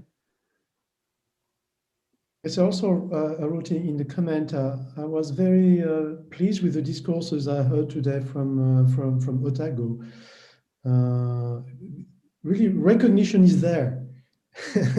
It's like you don't have to explain. Most of the time you have to explain people what is recognition, and you live it, because it was part from the opening, and also when it was mentioned decolonization, and I think it's part of your fabric, of your thinking, and so I think there is a lot we can learn from you, because it is I can say embodied. I think yes, recognition seems to be embodied in Otago compared to other places. Yeah. Merci, Serge. I think that's very much part of the culture that we talked about in the opening, that we built a culture, and maybe we don't see that we do it, but it's very nice to hear that feedback from you. We appreciate that, particularly from your organisation and yourself. It means a great deal to us. So again, very happy. Anything that people wish to talk to us about or we can share, we're very happy to do that. Part of who we are. We want to be collaborative, and frankly, if we can save people the hard yards, as we call them in New Zealand, we're happy to do that. And I must thank Don, because it is thanks to Don that we have established a contact. Yes. So merci, Don. Oh, that's right. You. That's what my French teacher used to call me, was Don, and I tried to take that the best way. Yes. Something I would hesitate to say, because I'm Canadian and we're a small country living next to a larger country, but a bit of a disappointment for us. We're very impressed with what Otago has put together, and New Zealand, and we're going to be hearing from Derek Wenmuth tomorrow, etc. But the Australian end of things did not work according to plan. Mm. And I'm wondering, are there people who play nice across Yeah. your water there that we could engage? And yeah. I can give you some tips. I mean, I'm happy to share my view on where we would look to do that. The trick is, in my view, you go to Western Australia, Southern Australia, or the Northern Territory, because they have the remote learning challenges. Okay. If you try to hit the big hitters, in my view, like the Melbourne-based, the Sydney-based, there's huge numbers of unis. They're all busy competing in a space that's kind of overpopulated, highly prestige focused generally. I think if you look at the network, which is known as TAFE, which is the Association of Further Education, but particularly looking at some of their universities that are coming through, like Western Australia, Charles Darwin University is very innovative in that space, and they're keen to grow. They're about to merge their higher education and further education, so there's an opportunity in there. And I've been having a few conversations with them and mentioned open education. So I think as a network, we could have a chat offline and just be strategic about where we go to. My own personal view is don't go for the saturated market, literally, because it's a market. We need to go to the Indigenous peoples, the First Nations, and the Aboriginal places where those bringing learning to those learners is still a challenge.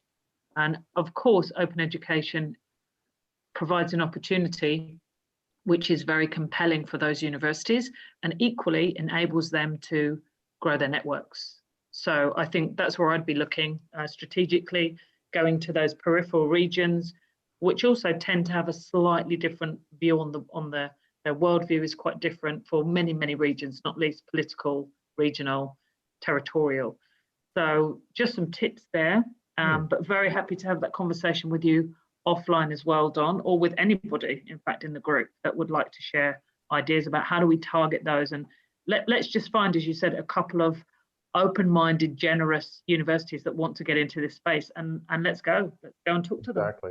I think what was crucial here was Otago really got the bit between its teeth, and pushed, I think, a lot by Simone with encouragement from Andy and from yourself, and it's just having at least one like that over in Australia would be great, and then even other jurisdictions. So because we call your area Asia Pacific after all. So. Yeah. So I mean, Australia is the great untapped frontier. Don't tell them I said that. But we'll, yeah, I mean, I think that's really exciting. And we have, as I said, a couple of really good relationships. So maybe we'll just start through that and approach it that way. And everyone here is very welcome to be part of that conversation. We can feed back on it too, Don. That would be a nice way to do that. Good. Trust networks in action. I love it. Excellent. We're very lucky, Don, to have the enthusiasm of Kerry and Simone to take this and run with it. It's been such a great opportunity for us. So thank you for approaching. My pleasure. Did I hear properly, Una, that there will be a merging between higher and further education in Australia? Not in the whole of Australia, but there is one university that's going to lead it, and that's Charles Darwin University in the Northern Territory. They are merging their further and higher education. So they're just creating level 0 to 10 pathway across the institution rather than having two separate entities which sit in the institution but are dual pathway. So at the moment, it's like two railway tracks and the two don't meet. So what they want to do is bring them together. There's a financial imperative, but it also means that you can pathway people in and off programs. So if you have a vet qual, if the credit weighting is the same, you should be able to then transfer into a university higher education. So there's a very, very deep distinction in Australia between further education and higher education, which is interesting because, for example, for us here at Otago Polytechnic, we have both. We have what we call pre-further education, further education. So we've got secondary in pathway, then further education and higher education, and they all coexist on a continuum in our organisation. So effectively, that's what that particular university in the Northern Territory of Australia is going to do next year. Will that be the first one in Australia, Una? To my knowledge, yes, they're the first, and so they're groundbreaking in their own way, which is Serge and darn, it's what makes them more appealing for me, because they like to do, you know, they're challenging the Australian government effectively, because the Australian government realigned all of its further education, and it's had mixed success. I couldn't deign to speak in great detail, but it's somewhere in some parts of the country it's been hugely successful, in others it hasn't been a success either for the learners nor for the institutions. So, and of course, when it's not a success for the institution, that creates a fiscal problem as well. So, because in the UK it was, I think, from my point of view, a catastrophe, the merging between higher education, between polytechnics and university. Yeah, I mean, I've worked in the UK too, Serge, so you're talking to the right person here. And I worked in many of those so-called new universities. Yeah. Again, I think the further education would tell you it was a catastrophe because it shrunk a lot of what they were doing. Interestingly, they've flipped. Some of the places were very successful. COVID has exposed a lot of those that were being propped up. There's a lot of lost leading stuff going on, as you can imagine. And that's not necessarily a bad thing. Sometimes you take money from one pot to ensure that another pot is buoyant and that you're doing good. And some were unmitigated disasters. So I would say across the spectrum, you could identify the good, the bad, and the not so beautiful. Generally speaking, the universities that took it up were those that were the former polytechnics. So yeah, where they tried to house FE into the red brick or the ancien universities, it didn't work. Quite clearly, I would agree. And, you know, for the staff on the ground, it was pretty devastating because, of course, they shrunk the staffing. Yeah, absolutely. So, again, that kind of global knowledge is particularly useful to have, Serge. It's a very good point. You know, when you're going to change a model, don't look to one country that's done it, look to a couple. And, of course, that doesn't always happen. You often look at your closest neighbours if you want to make the change. If they've done it well, then you think you can, but that's not always true, as we know.